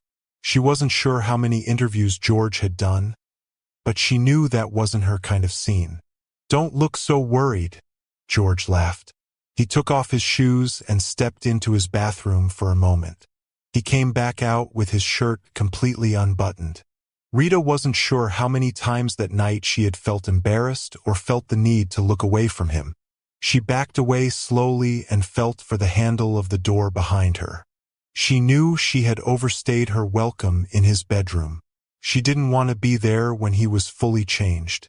Her face grew warm, and she was just about to turn around and leave his room when he spoke up again. Good night, Rita. Good night, George, she said. Rita. About not keeping you hiding. George started. Rita was halfway out the door. She paused for a moment with her hand still on the handle. She waited for George to speak, but it was clear he was changing.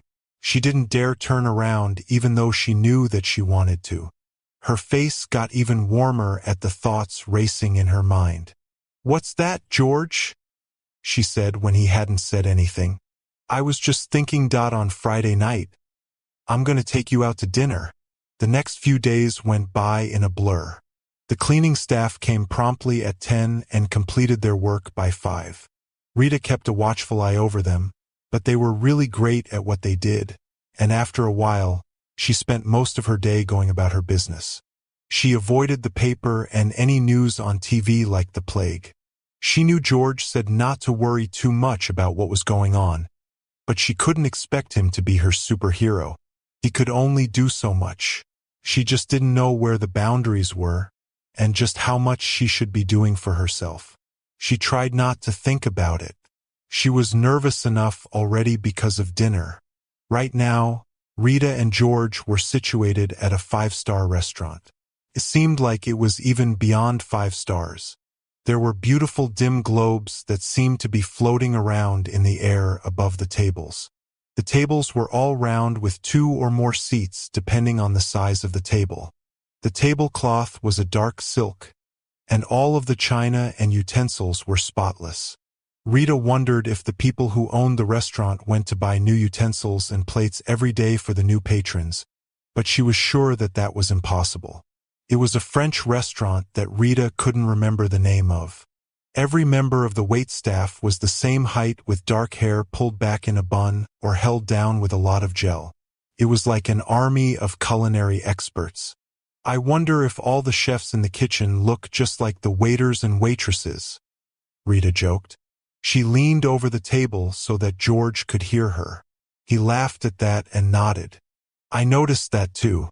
It's like a clone army. I hope they're only armed with breadsticks. Ah, but breadsticks can be deadly if the crust is right. Rita winked. George laughed again before taking a sip of his scotch. Rita had been too shy to order any alcohol. She hadn't had a drink in years, and she preferred it that way. George had taken the liberty of ordering a bottle of wine, but promised he wouldn't pressure Rita to have any. They had been silent for most of the night. Rita knew that it was because she was nervous, and because George Ainsworth seemed to prefer quiet company.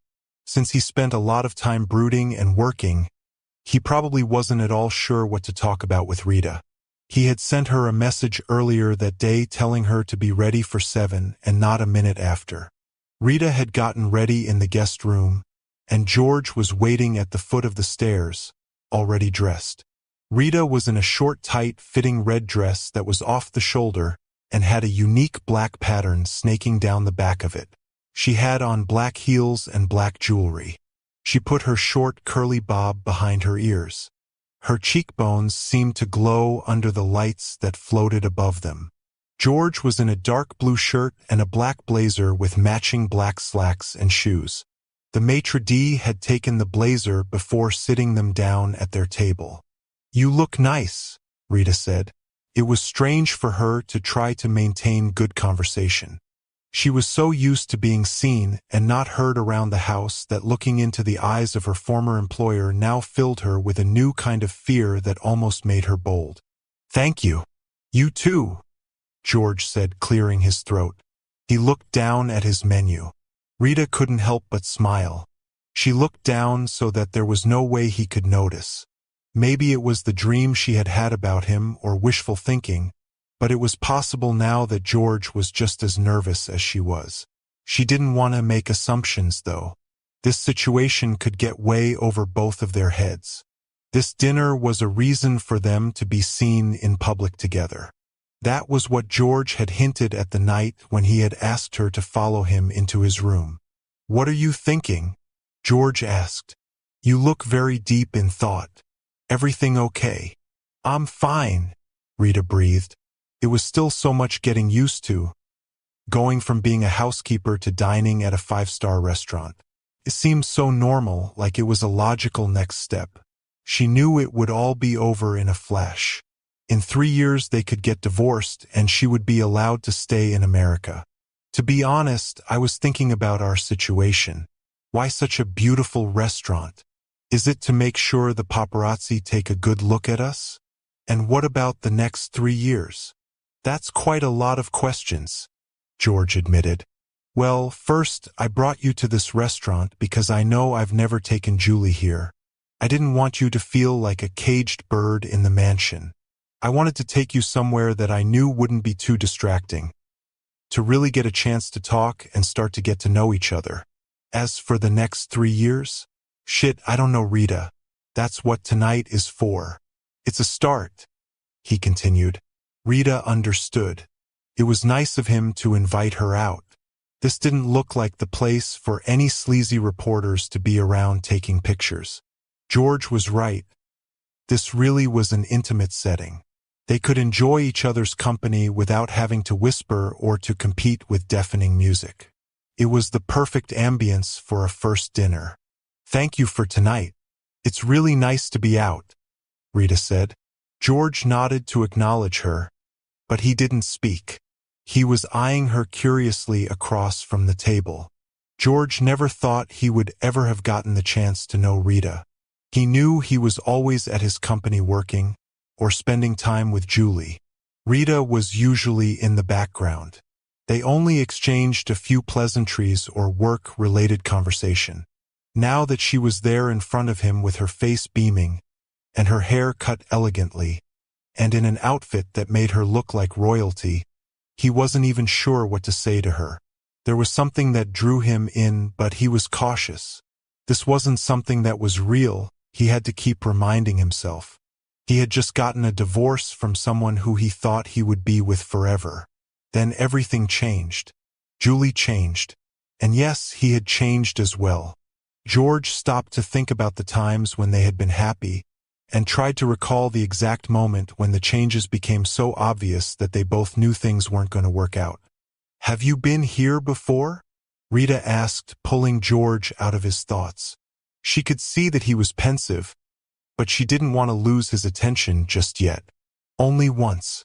It was a business meeting, so there was more drinking than eating involved," George said. "So the business world really is just like the movies, huh?" "I'd say so, yes. You won't see me snorting a line of cocaine on a stripper's tits or anything though," George joked. "Ha! As your new wife, George Ainsworth, I may have to protest," Rita started. "Drugs are very bad for you. But the stripper is?" George laughed, but he was utterly bemused. "Doing her job. We all do what we have to do to survive. In the movies, the stripper is never the one doing coke, you notice?" Rita pointed out. George considered it and nodded in agreement. It was so strange to him that down beneath the pious demeanor, Rita had a silly, wicked sense of humor. The little tinge of French in her accent made even her more serious jokes sound adorable. And George found himself leaning in closer to her more often just to catch all that she was saying. The food they ordered had arrived finally, as well as the bottle of wine. George poured some for himself and set it down on the table. If Rita wanted any, he was sure that she would let him know. "This tastes amazing," Rita squeaked with her mouth still half full. Her meal had the perfect ratio of savory and sweet. It was like tasting different colors of the rainbow against the darkest patterns of the night sky. She took another bite and closed her eyes to savor the taste. George smiled at her when she closed her eyes. She looked like she was in heaven, and watching her now almost made him feel what it was that she was feeling. "Try some," Rita said when she opened her eyes. She took up a forkful and put an open hand underneath the fork so that she could catch whatever spilled. She moved her hands forward, and George leaned in to meet her halfway. "That is excellent," George said approvingly. "Good choice." Rita giggled and thanked him. "Now you," George said. He picked up some of his meal and gently fed Rita with it. The flavors exploded into her mouth again. "That's wonderful too," Rita said with her eyes wide. She eyed her food, then George's, and then searched George's face. "Would you trade?" Rita asked sheepishly. That made George roar with laughter. He was just about to pick up his plate when Rita held up a finger and then dug into her food again. She took a bite and studied the flavors and textures in her mouth. "Nope, I changed my mind," she giggled. "Bon appetit." George found himself stealing more and more glances at Rita as they ate. They didn't speak, but it wasn't for lack of anything to say. This was one of those comfortable silences that they both seemed to enjoy. If Rita caught George looking at her, she would offer him a kind smile and go back to her meal. George noticed that she frequently closed her eyes. She was always so focused on whatever it was that she was doing, and he couldn't help but admire that. "Are you open to talking a bit about your childhood?" George asked. He was just about to pour himself a second glass of wine when a waiter came up and did so for him. George thanked him, but Rita shook her head when he was about to pour her a glass as well. She liked having her wits about her. She was never too fond of alcohol. She had seen what it did to her father and even to her ex-boyfriend who she had run away from.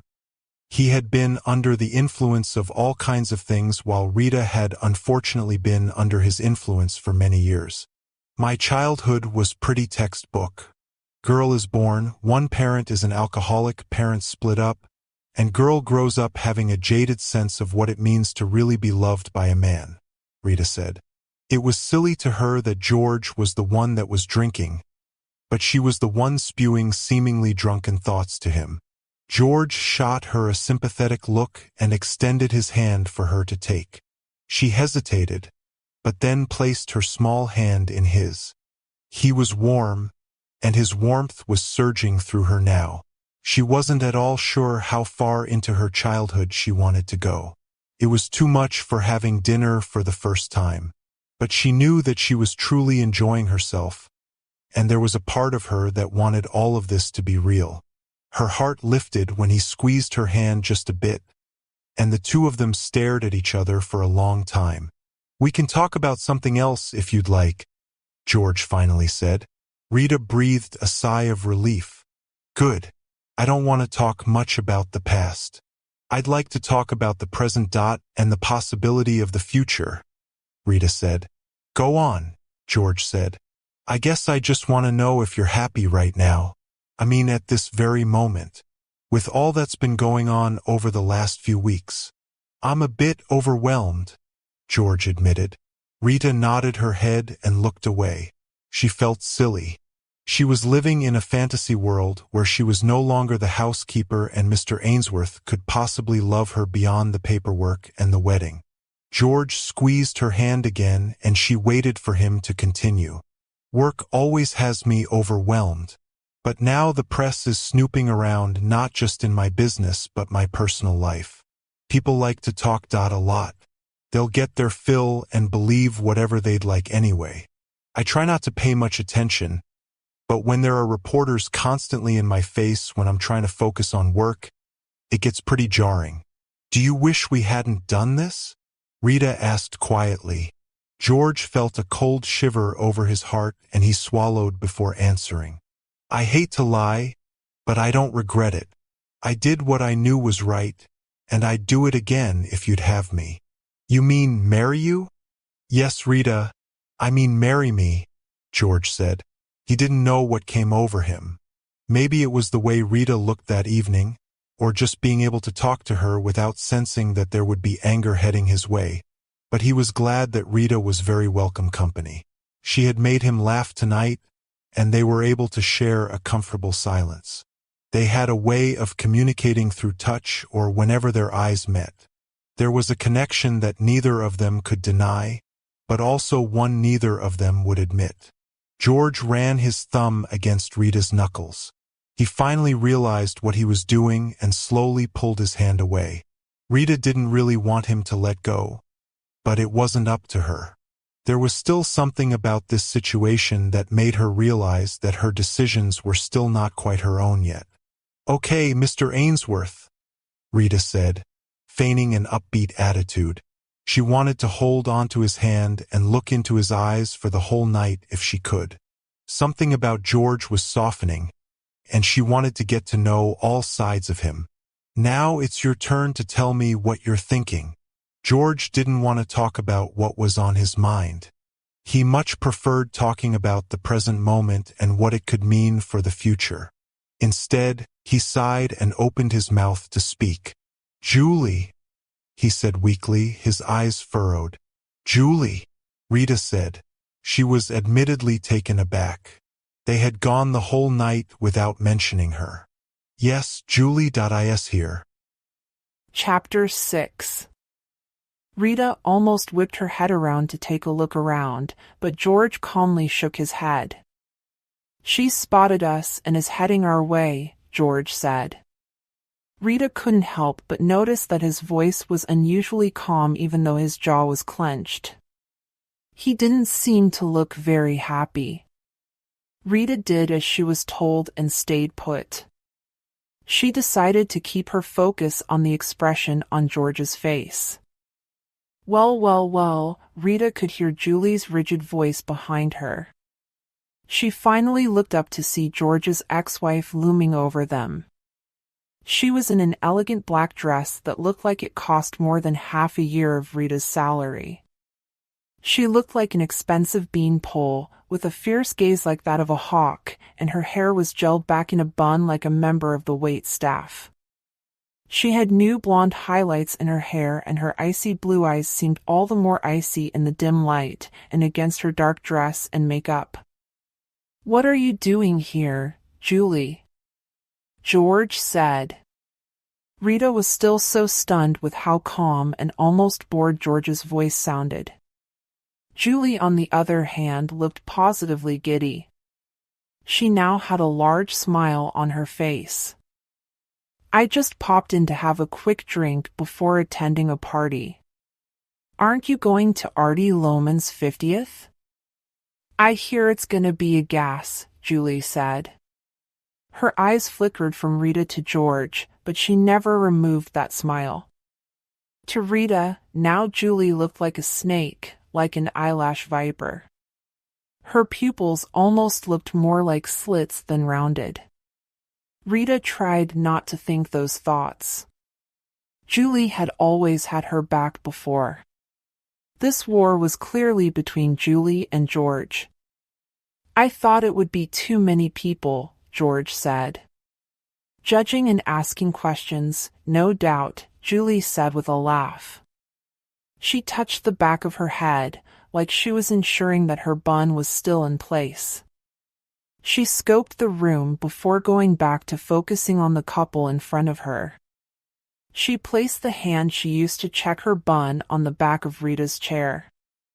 "No thanks to you," George said. His voice didn't waver in the slightest. He didn't even look angry.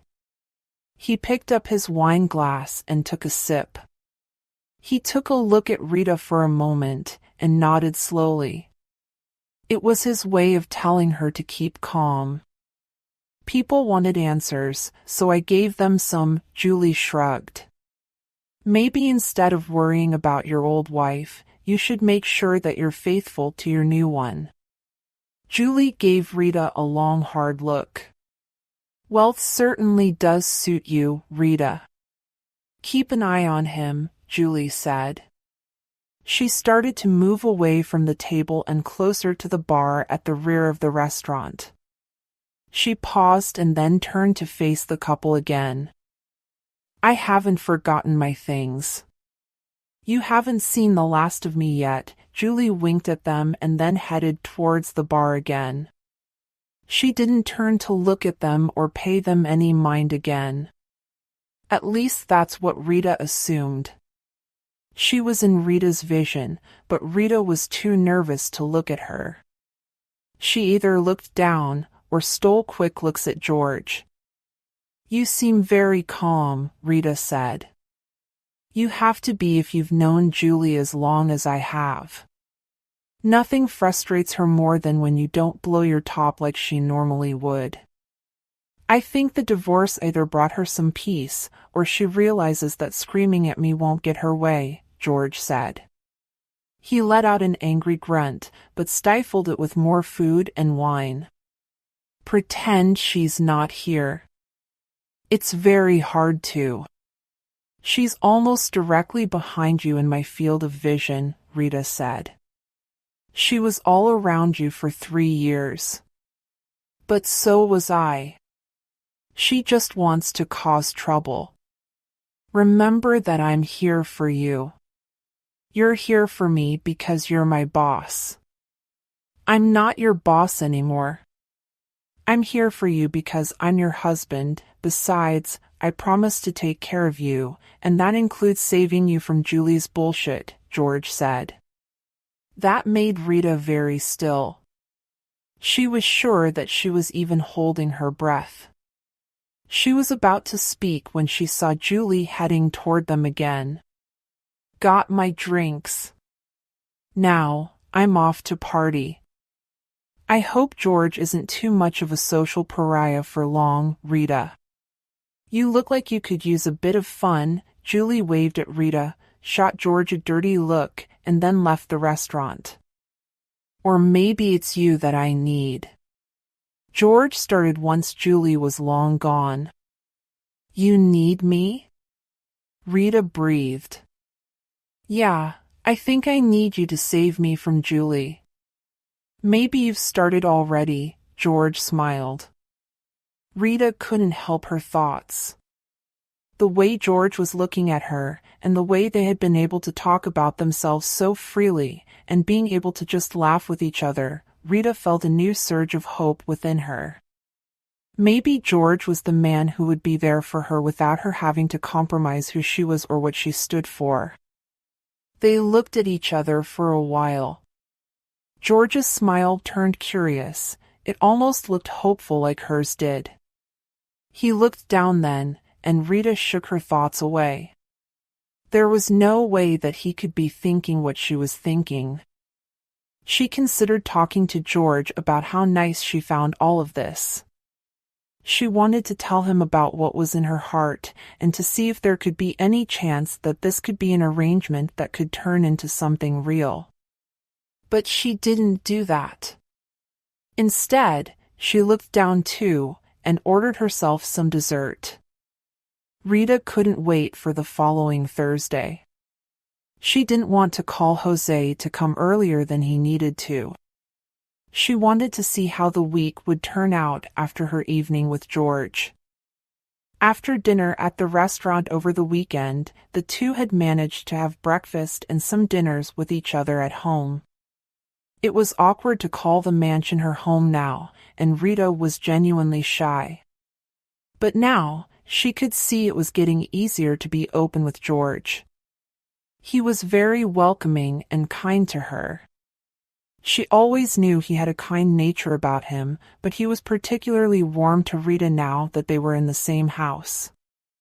Rita came out of the guest room more often, and would sometimes watch television with George or help him with a crossword puzzle.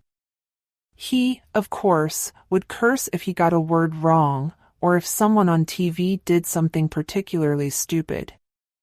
Now Rita didn't feel like covering her mouth or stifling her laughter when he would swear or say a ridiculous phrase. It was freeing for her to laugh out loud. The best thing about it was that he was extremely humble about how much money he made. Or it could have been he was keeping track of all his finances because of the courts and potential alimony for Julie. Rita? Jose was at the side of the house and making his way to the back where Rita had been daydreaming about George.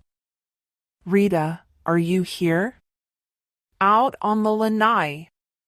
Rita called back. The lanai was a wonderful place to sit and think.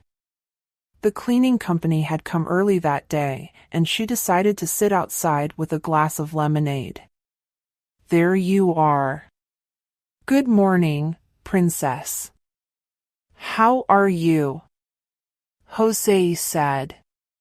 He plopped on the armchair adjacent Rita and crossed his ankle over his knee. I think I'm doing well, Rita said. You think? Does this have anything to do with Julie the Scorpion Woman? Jose asked. Not at all. Well, not most of it, Rita admitted and added. It's about myself. Rita hadn't even thought about the papers and what they could have been saying about her and George.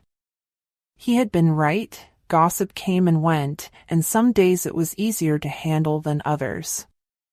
She was more concerned with what was in her heart than what was on a newspaper page. We had dinner the other night, and it was really nice. Before Julie made an appearance, Rita started.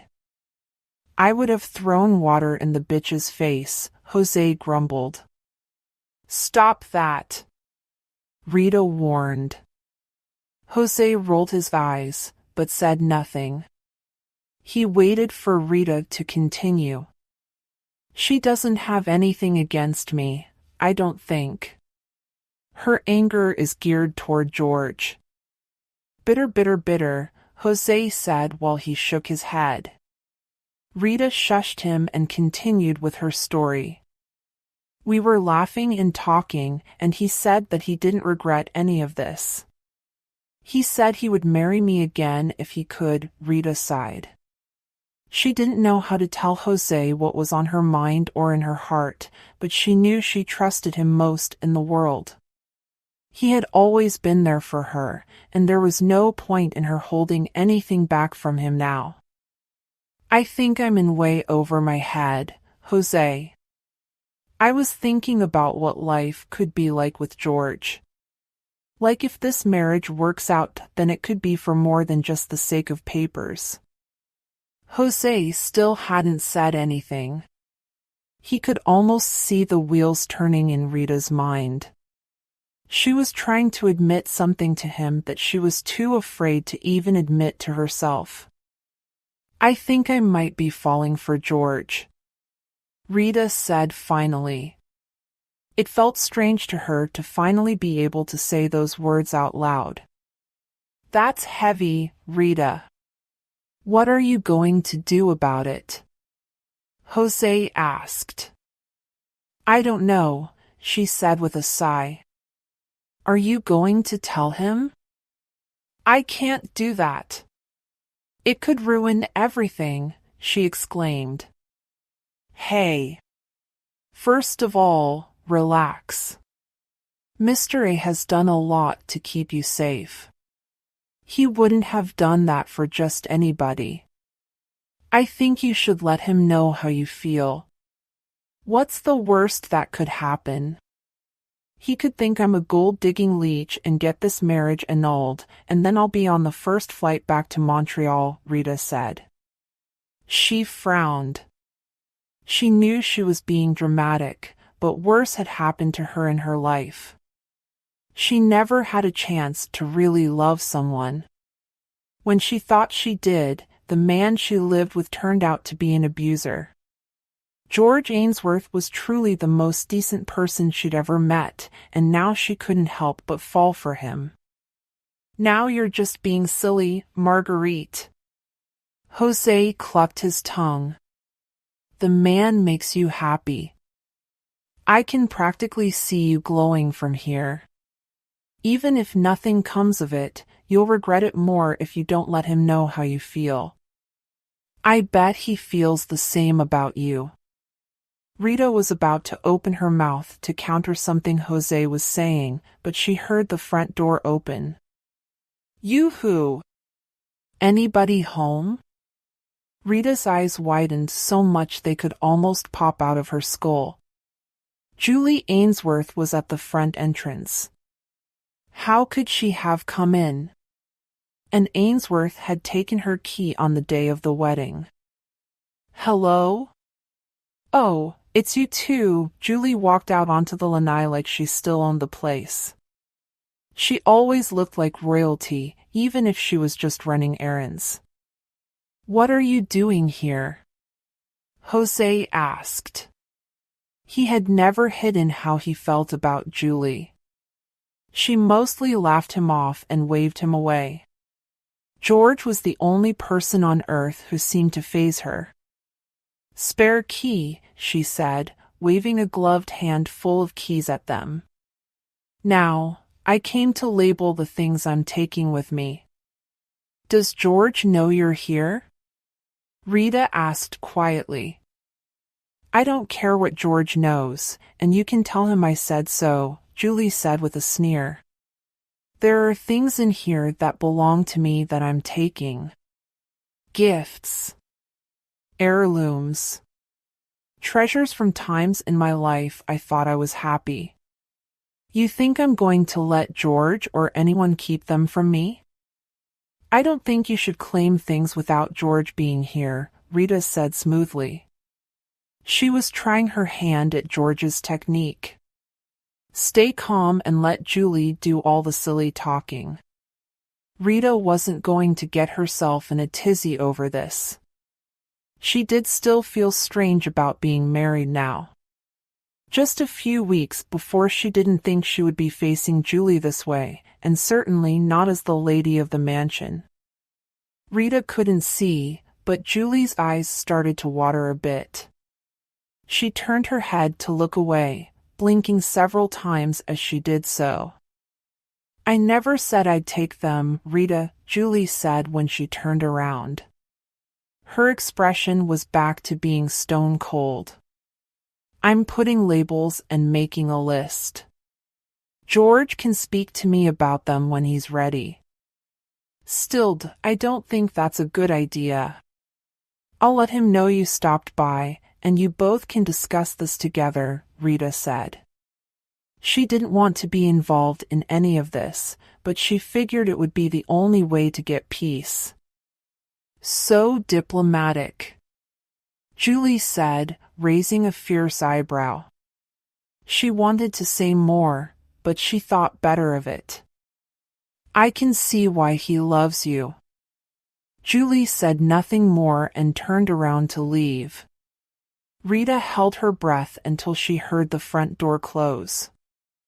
Rita had been weighing the pros and cons in her mind over the last several days.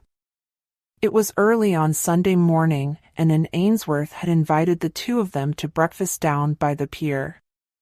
The thought of spending an entire day with George and his family made Rita's insides churn in the best and worst ways. George's father was away on business, so it would only be in there to entertain them, but she insisted. She knew that there would be press there, and it would be good for publicity to see that, and approved of Rita and had welcomed her into the family. It was Anne's idea, of course. Rita's thoughts had been racing since Thursday morning. Her mind kept running on Julie and Jose, even as she got ready and went downstairs to the kitchen to get herself a cup of coffee. Since hearing Julie say that he loved her, Jose had tried to convince Rita to be bold about her feelings. "This can't all be a coincidence. There's a reason this happened. The universe doesn't make mistakes," Jose had said. He nodded his head in the way he did when he felt proud of something wise he had said. Rita couldn't help but agree with Jose. He was right, and she knew it. If she didn't tell George, there would always be the thought in her mind, and she would never know if he felt the same way. But there was the other side of her that thought there was no possible way the feelings were mutual. Even with all that had been happening between them since the morning they were married, Rita was still so unsure. Her ex-boyfriend had made her doubt any feelings about herself or anyone in her life. But she hadn't seen him in years. George was nothing like her ex, and she wasn't that scared young woman anymore. It was time for her to be brave. It was time for her to tell the man in her life that she cared about him and wanted this to mean something more than a very important favor. The trouble was, she didn't know how to say it. She hadn't been bold enough to let her feelings known to anyone before. She was more turned off by the thought of being humiliated if her feelings for him weren't reciprocated more than anything else. Rita didn't know how she'd be able to face him after something like that. Rita heard the front door open, and she cringed. She was sipping on her coffee, and her mind wasn't in the mood to entertain any company until her breakfast with Anne. George was still upstairs, and that had given her some time to think. Rita half expected to see Julie sauntering in, but instead, in popped in Ainsworth. She looked very chipper for how early in the day it was. She had a bottle of wine in one hand and a squash racket in the other. "Well, good morning, sunshine. Or should I say bonjour?" and said with a delighted smile. "You're ready early." "You look nice," Rita said. She returned the smile, but it was a bit weak. She wasn't expecting company, and she was still in a bathrobe. "And bonjour. How is that son of mine doing? Is he ready yet? I wanted to bring you both some wine as a little gift. I figure you guys would enjoy it after we spend the morning together. You guys may need it after being in my company for long enough. What do you think? Think George would like it? I'm not sure, Rita said. George's mother put the bottle of wine down on a counter and turned to face Rita. She leaned on the counter and folded her arms over her chest. Rita had been alone with Anne before, but to see her now as her mother-in-law made her feel a bit strange. She didn't know what to talk to her about. She secretly hoped that George would walk through the door and that they would go to breakfast together. Is everything all right? Anne asked. Her expression turned serious as she eyed Rita. I'm not sure, Rita said again. She was being honest. It wasn't that there was anything wrong, but the thought that something could be in the future made her anxious. Are we playing squash? No, not at all. I played after Pilates and just before I came. I'm now positively famished, and I'd give anything for George to be down here. Can you imagine? We're the women and we're the ones who are ready before him, and said with a scoff. Now, Rita. I know we don't exactly know each other, but we're family. Family can always tell when something is the matter. You know that you can talk to me about anything, and added. Thank you, it's just that. Good morning, ladies. George stepped into the kitchen. He looked extremely handsome this morning. The color of his shirt brought out the brightness in his eyes, and his hair had a beautiful wave to it. He kissed his mother on the cheek, and then ran his fingers along Rita's arm. Rita stood very still when he touched her. She could feel his warmth when his fingers brushed against her skin, and a small smile formed on her face. She looked down as he passed by behind her. When she looked up again, and was looking at her. Ready to go? George asked.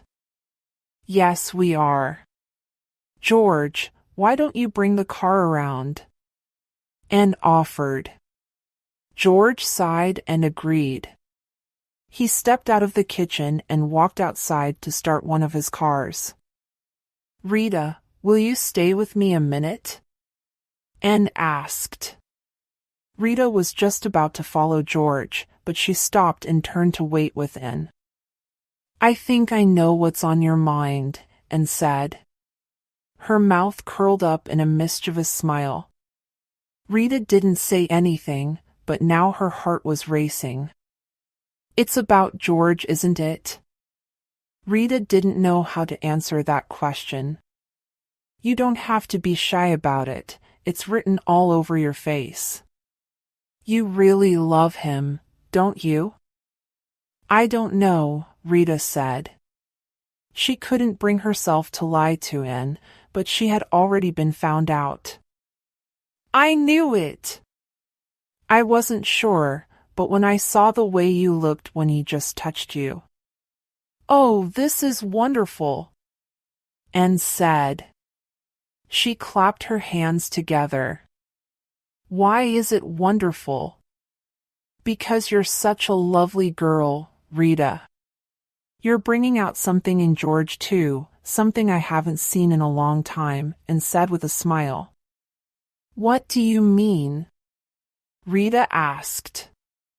She could barely hear herself over the sound of her beating heart. If Anne knew, then there was no doubt that it was obvious to George as well. Have you told him? Are you guys an item? I mean, other than the fact that you're technically already married, that is. Rita replied with a shake of her head. Well, I can tell there's something there. I can see it in the way that he looks at you, and the way he just touched your arm. I haven't seen him look at someone the way he looks at you in a long time. He seems happier. There is definitely something there, Rita. This looks like something magical. How can you tell? Because a mother knows, and tapped the side of her head with her finger and smiled again. A mother always knows. Chapter 7. Breakfast with an Ainsworth was beautiful, and was funny and cursed like a sailor, and Rita now knew where George got it from. There were paparazzi, of course, but none of them paid them any mind. Rita still wasn't used to the celebrity lifestyle, and told her to constantly have some form of smile on her face and otherwise just ignore them and she'd be fine. Rita laughed, but Anne's advice really worked. "My mother really likes you," George said when they had gotten back to the mansion. They had gone up the stairs, and George paused to lean on the banister. He looked thoughtful. "I like her too. She's so funny," Rita laughed. "There's something about you, it seems," George said. He flashed her a smile that nearly melted her soul. He was just so handsome. She hadn't ever stopped to stare at him before. She was always so busy with her work. Now that they were spending more time together, Rita paused to take a look at George whenever she got the chance to. "There's something about you," Rita said boldly. "What about me?" George asked. His expression was curious. He searched Rita's face with his eyes and waited. "You spoke about me first. What is it about me?" Rita asked. Blood rushed to her ears, and she felt her face getting warmer. "There is a light about you. I'm not sure what it is, but when I see you—" George stopped himself. He swallowed and closed his eyes for a long time. "Rita, he started to speak again. Rita moved closer to him, her eyes wide with curiosity. She couldn't believe that any of this was happening.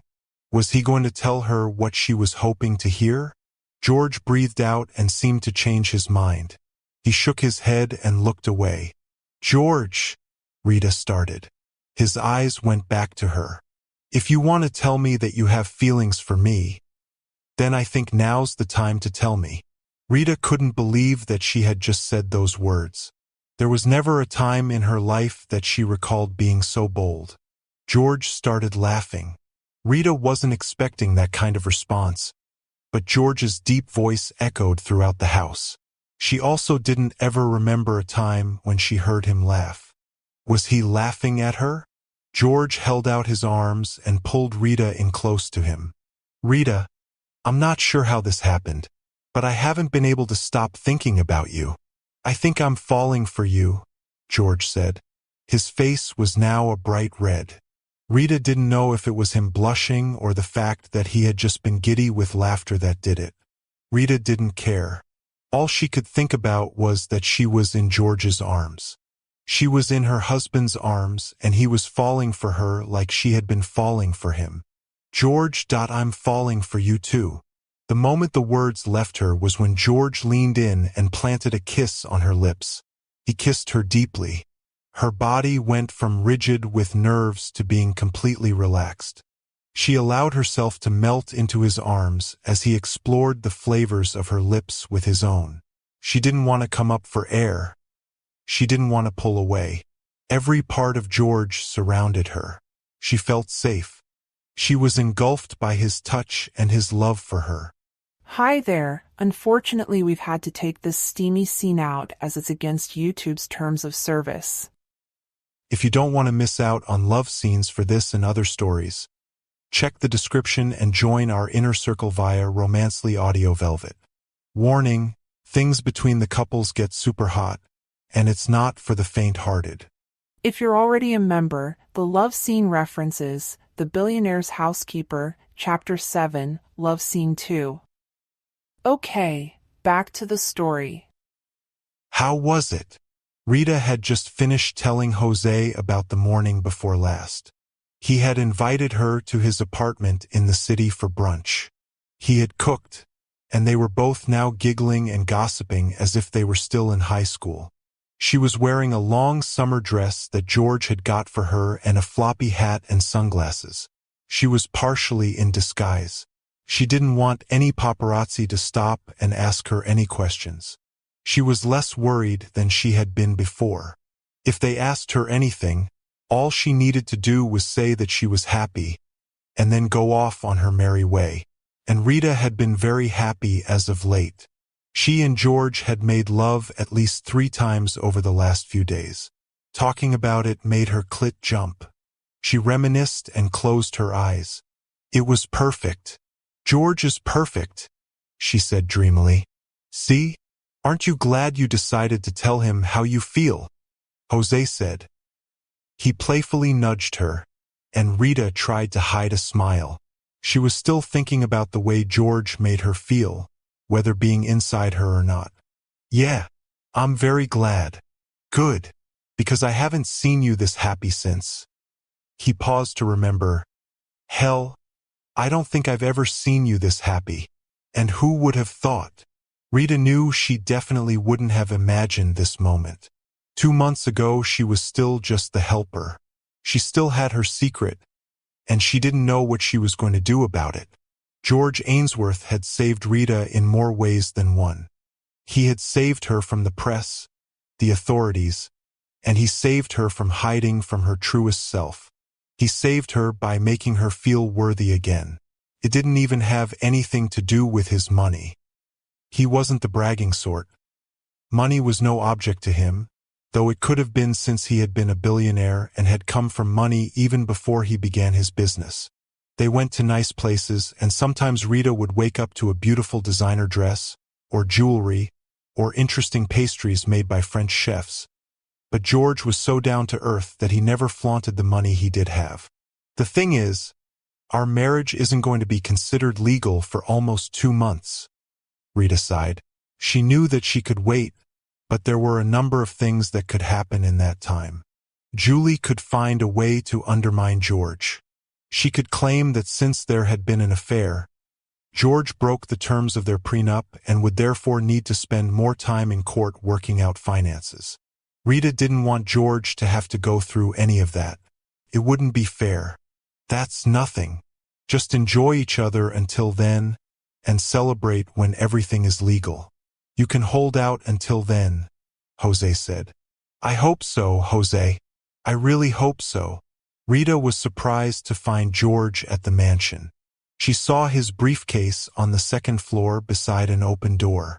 He didn't look as happy as he had been recently. He was sitting on the 2nd floor balcony near Julie's former studio. George hadn't been in that space since the morning before everything had changed. His eyebrows were furrowed, as if he was having a silent argument in his mind, and he stared out into the garden. What are you doing home so early? Rita asked. She tried to sound cheerful. She was still feeling giddy from spending the afternoon with Jose and letting him in on the happiness that was going on in her life. He had dropped her off after their brunch, and she didn't want to assume the worst just because of the expression on George's face. She waited for him to speak. He stared out into the garden for a long time, and he had yet to acknowledge her. Rita wondered if he had even heard her at all. Her mind was racing with all sorts of things. Was he fired? No, that was silly. He couldn't have been fired from his own company, not unless the entire board had voted him out. If that were the case, then it was probably due to all the negative press they were getting because of the home-wrecking housekeeper who had dissolved one of America's youngest, most successful couples. It didn't help that she was a black woman from a lower-class family, and that he was from an upper-class upbringing and was golden-haired and bright-eyed. Rita shook her head to shake the thoughts away. He hadn't said anything yet, and she was already jumping to the worst possible conclusions.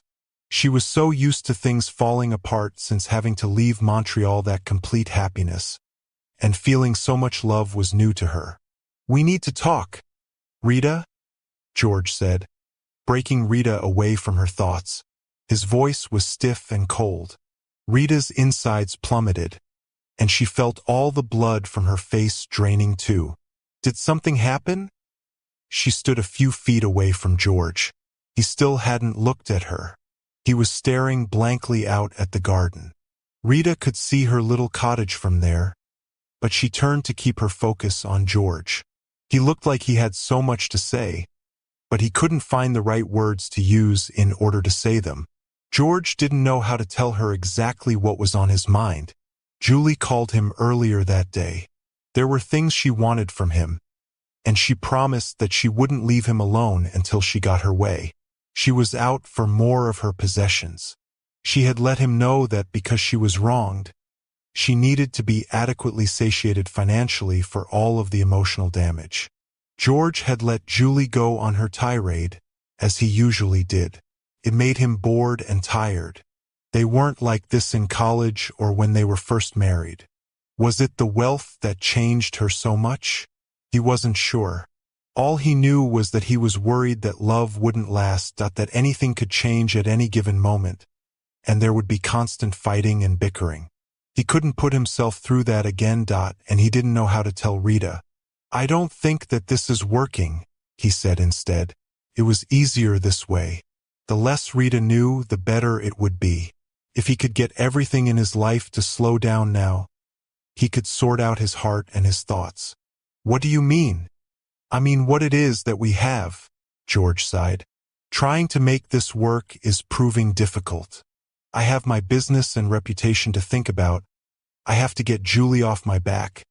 And being with someone so soon after the divorce might not be the best idea." "Are you scared?" Rita asked. George wasn't expecting for that to be her reaction, but he nodded his head slowly. He really was scared. He was afraid of starting over. "I'm afraid too. I didn't think this would happen," she said and added. "But I don't regret any of this. I feel like we can work it out if we give it time. We can keep getting to know each other. If you're worried about work or Julie, then we can go through these things together. You won't have to face them alone now because you have me. I'm here for you." Rita was speaking very fast. Her speaking matched the violent rhythm of her heartbeat. She had been so happy not too long ago. How could it be that everything was crashing down around her now? "I'm sorry, Julie. I can't do this," he said weakly, still not able to look at her. "Julie? My name is Rita," she sputtered. Her voice cracked. He was comparing her to the woman in his past, the woman who had made his heart cold. That was when George finally looked up at her. He looked like he was in pain. "I'm sorry," he said again. He stood up and took a step toward her while she took a step back. "Please enjoy the mansion. I'll be spending a few days with Mother. I have to sort my thoughts out. When I come back, we can discuss how we proceed from there. Please try to understand." Rita didn't know how to respond to any of this. She didn't know what to say. She wasn't expecting for things to turn out like this. George moved forward and tried to give Rita a kiss on her cheek, but she moved her head away. To her, he might as well have said that he didn't love her, and that he would rather spend his time alone. George pulled away and lowered his head. He was ashamed, but he didn't know how else to handle any of this. He didn't want anyone to be hurt. Rita was numb now. She could barely process what it was that was happening. She watched him walk away from her. She watched his frame disappear from view. She didn't know what she could do or say. There wasn't anything that she could say at this point. He was already gone. All Rita could do was stand on the balcony and look out into the garden. Chapter 8. "I know, Mother, but this is all so new, and so sudden." George and End were out by the pier at their favorite seafood restaurant. The sky was almost blackened by the chance of a coming rainstorm, but they decided to chance it anyway. George had spent the last few days with Anne, who didn't feel as if she was overstepping a boundary when she continued to mention to him that he was making a huge mistake. George explained to Anne what Julie had said, and how difficult it was for him to balance so many things in his life. Trying to help Rita had changed the course of everything. The public thought he was sleazy, the value of his company plummeted because of bad press, and Julie was asking to be compensated even more for emotional damages that didn't even exist. Don't listen to that viper. She just wants to make trouble for everyone. She always has, and Ainsworth said. She put a straw in her mouth and sucked down a Bloody Mary. That's not what I mean. I meant what's been happening with Rita. Oh. You two finally admitted you're head over heels for each other, and now you're running away like a child? And snorted into her straw. She was on her third drink, and George knew he would have to cut her off soon. She was a tumultuous drunk, but the worst part was that she had no filter, and was usually always right. Yes, but with all that's happening with Julie.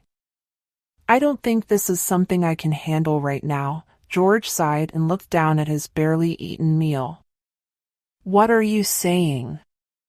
Anne said. She was looking very serious now. She really liked Rita, and she liked how she was making George happier. The thing standing in the way was her ex-daughter-in-law who was out to destroy everything for George out of plain spite. I may have to end things with Rita. It may be for the best. That's total bullshit, George, and hiccuped. Don't let the pain of one relationship carry into another. Rita isn't anything like Julie, thank God, and you could use a bit more happiness in your life. Look what Julie's doing to you. You can't turn away from someone who really loves you. Who you really love. How many of us get a chance to find love under such amazing circumstances? George rolled his eyes. He was about to respond when he heard his phone ringing. He took it out of his pocket and answered it. Mr. A? Jose? George was surprised to hear Jose on the other end of the line. Mr. A, where are you? Jose sounded almost frantic. That made George perk up in his chair, his eyes wide. And leaned in closer in an attempt to eavesdrop, but she couldn't hear the voice on the other end of the call. What's going on, Jose? George asked. It's Rita. I tried to stop her, but she says she won't change her mind, Jose said desperately. I was with her the night that you left. She's been crying for days now. She told me this morning that she booked a flight back to Montreal. What? George shouted. Several people walking by turned their heads to see what all the commotion was about, but quickly went back to their own business. I've been trying to talk her out of it. I told her to wait for you. She said she couldn't wait and that she was doing the best that she could for herself. She took out what was left in her savings, Jose said. He was exasperated. The one person he knew Rita would listen to was George. He didn't want to see his friend get hurt, but he knew that she loved George, and that was all that mattered to Jose. He didn't want her to leave with so much left unsaid, and to put herself in potential danger by going back to Montreal. When is her flight? George asked desperately. At 5 today. And suddenly nothing else mattered to George.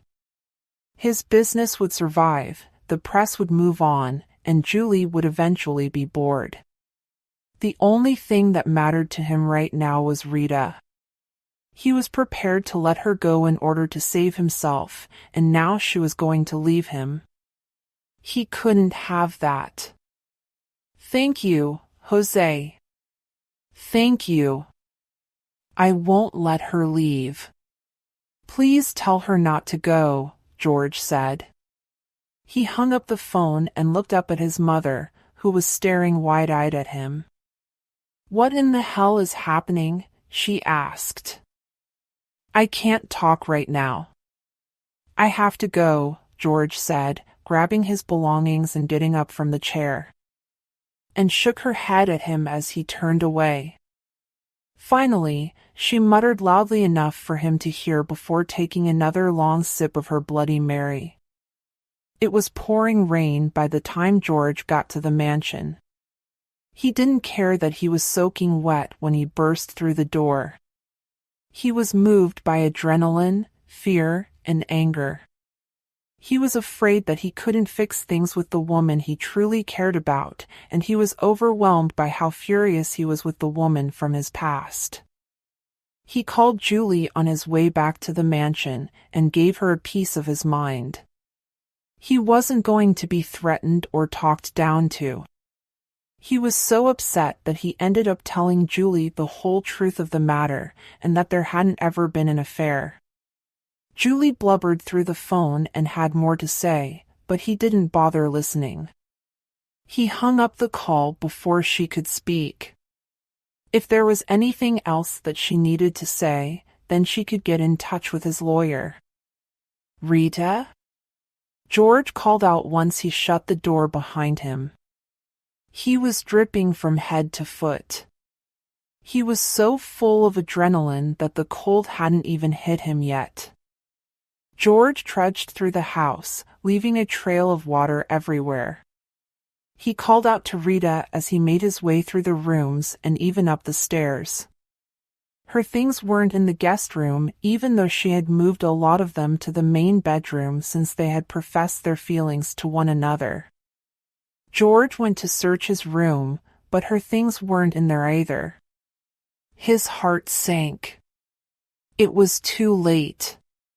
She was gone, and he didn't know how on earth he could find her now. He moved toward the second-floor balcony. That was the best place for him to clear his head. He stopped in Julie's art studio for a minute. He looked around at the vast emptiness of it. It was no longer Julie's place for escape, it was now his own. It gave him his favorite view of the gardens. He would be able to see the little white cottage from there. George's eyes filled with tears, and as they trickled down his face, they merged with the raindrops that were flowing down his body. He was feeling everything that mattered to him slip away. He left Julie's studio and took a step onto the balcony. The sky was as dark as ever, and there was no sign of any possibility that the rain would stop any time soon. He found his favorite chair and sat in it. He let his tears flow freely as he looked out into the garden. That was when he noticed something. He was too sad to look out at the cottage at first, but as his eyes scoped the grounds he noticed something. He wasn't sure, but it looked like there was a light coming from one of the rooms in the cottage. Rita! George shot out of his chair, nearly tripping over himself, and ran out of the studio and down the stairs.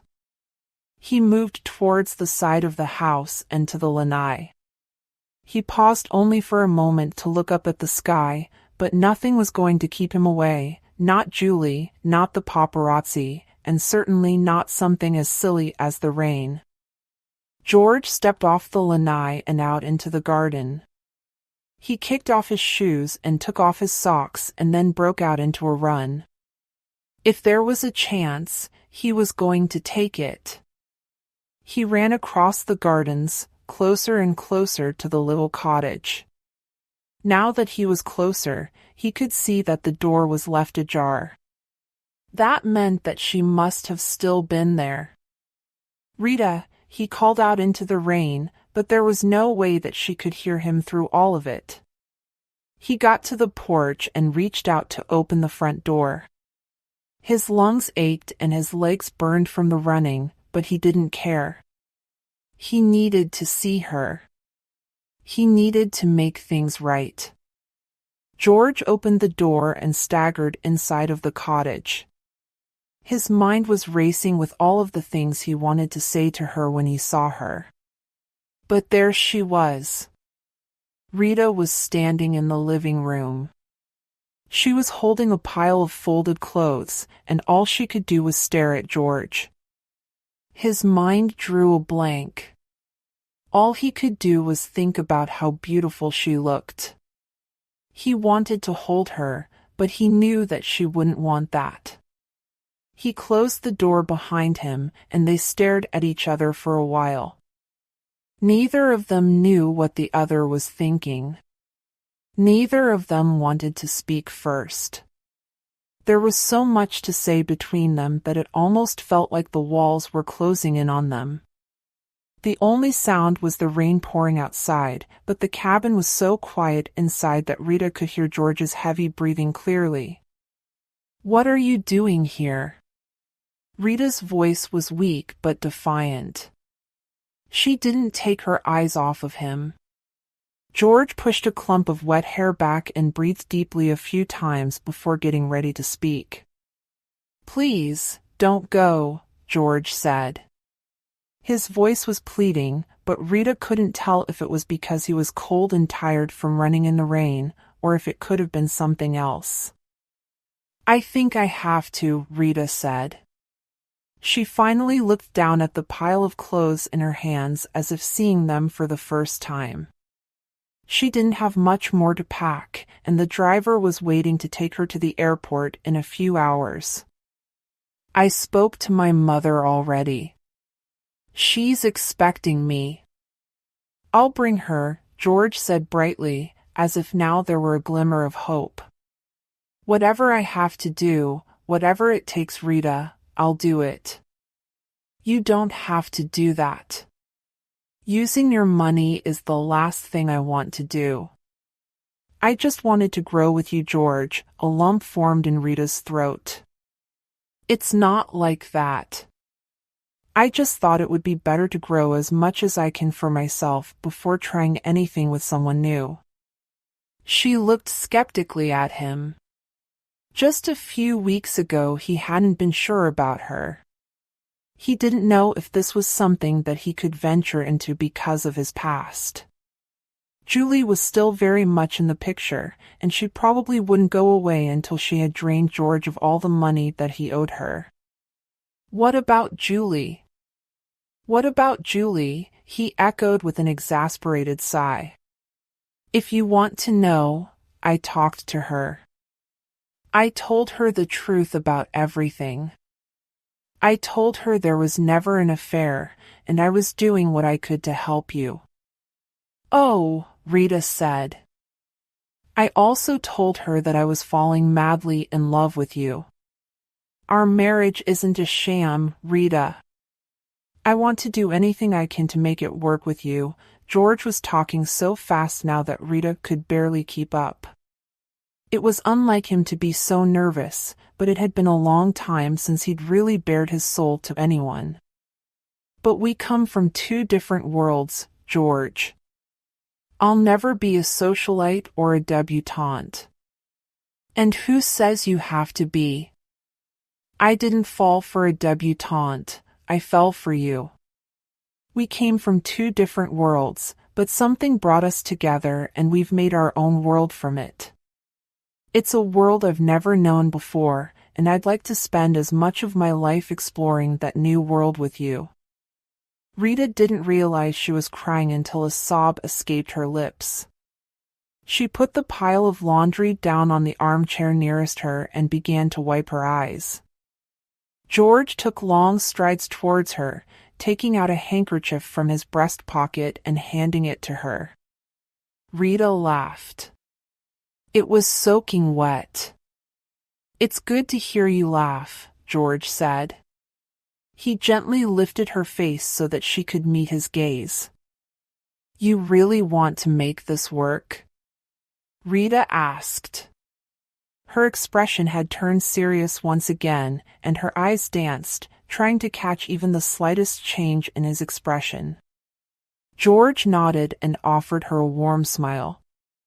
He shivered just then. Rita moved her hands onto his wet shirt and helped him remove his wet jacket. "Let's get you out of those wet clothes," she said. She took him by the hand and led him to the bedroom inside of the little cottage. Once they reached the bedroom, George spun Rita around to face him and drew her closer. She didn't care that her blouse was getting soaked. He still felt warm pressed up against her. George lowered his face and kissed Rita softly on her cheek. The blood rushed to her face, and she felt like she was on fire being so close to him. She held his face with her hands and rubbed her thumb against his rugged cheek. Rita tiptoed and kissed George. It didn't scare her anymore. This felt right. This is where she wanted to be, and this is who she wanted to be with. Oh no, another love scene had to be taken out due to YouTube's policies. If you haven't already, sign up to the premium Romancely Audio Velvet membership to get love scenes for all stories. 18 plus only. This naughtiness is strictly for adults. Link to join this exclusive club is in the description. If you're already an exclusive member, the love scene references The Billionaire's Housekeeper, Chapter 8, Love Scene 3. Signed up? Good, now back to the story. Will you stay with me, Rita? George whispered into her ear, planting soft kisses about her face. On one condition, Rita giggled. George pulled away and looked into her eyes. Anything I can do, I'll do it. Rita kissed him again. She felt more at home in his arms than anywhere else on earth. As long as we get to explore the world we created together more often, she said. She raised an eyebrow and flashed him a seductive smile. Anything I can do for you, I'll do it, he said again. The two of them curled up in each other's arms, neither one wanting to let go. The end.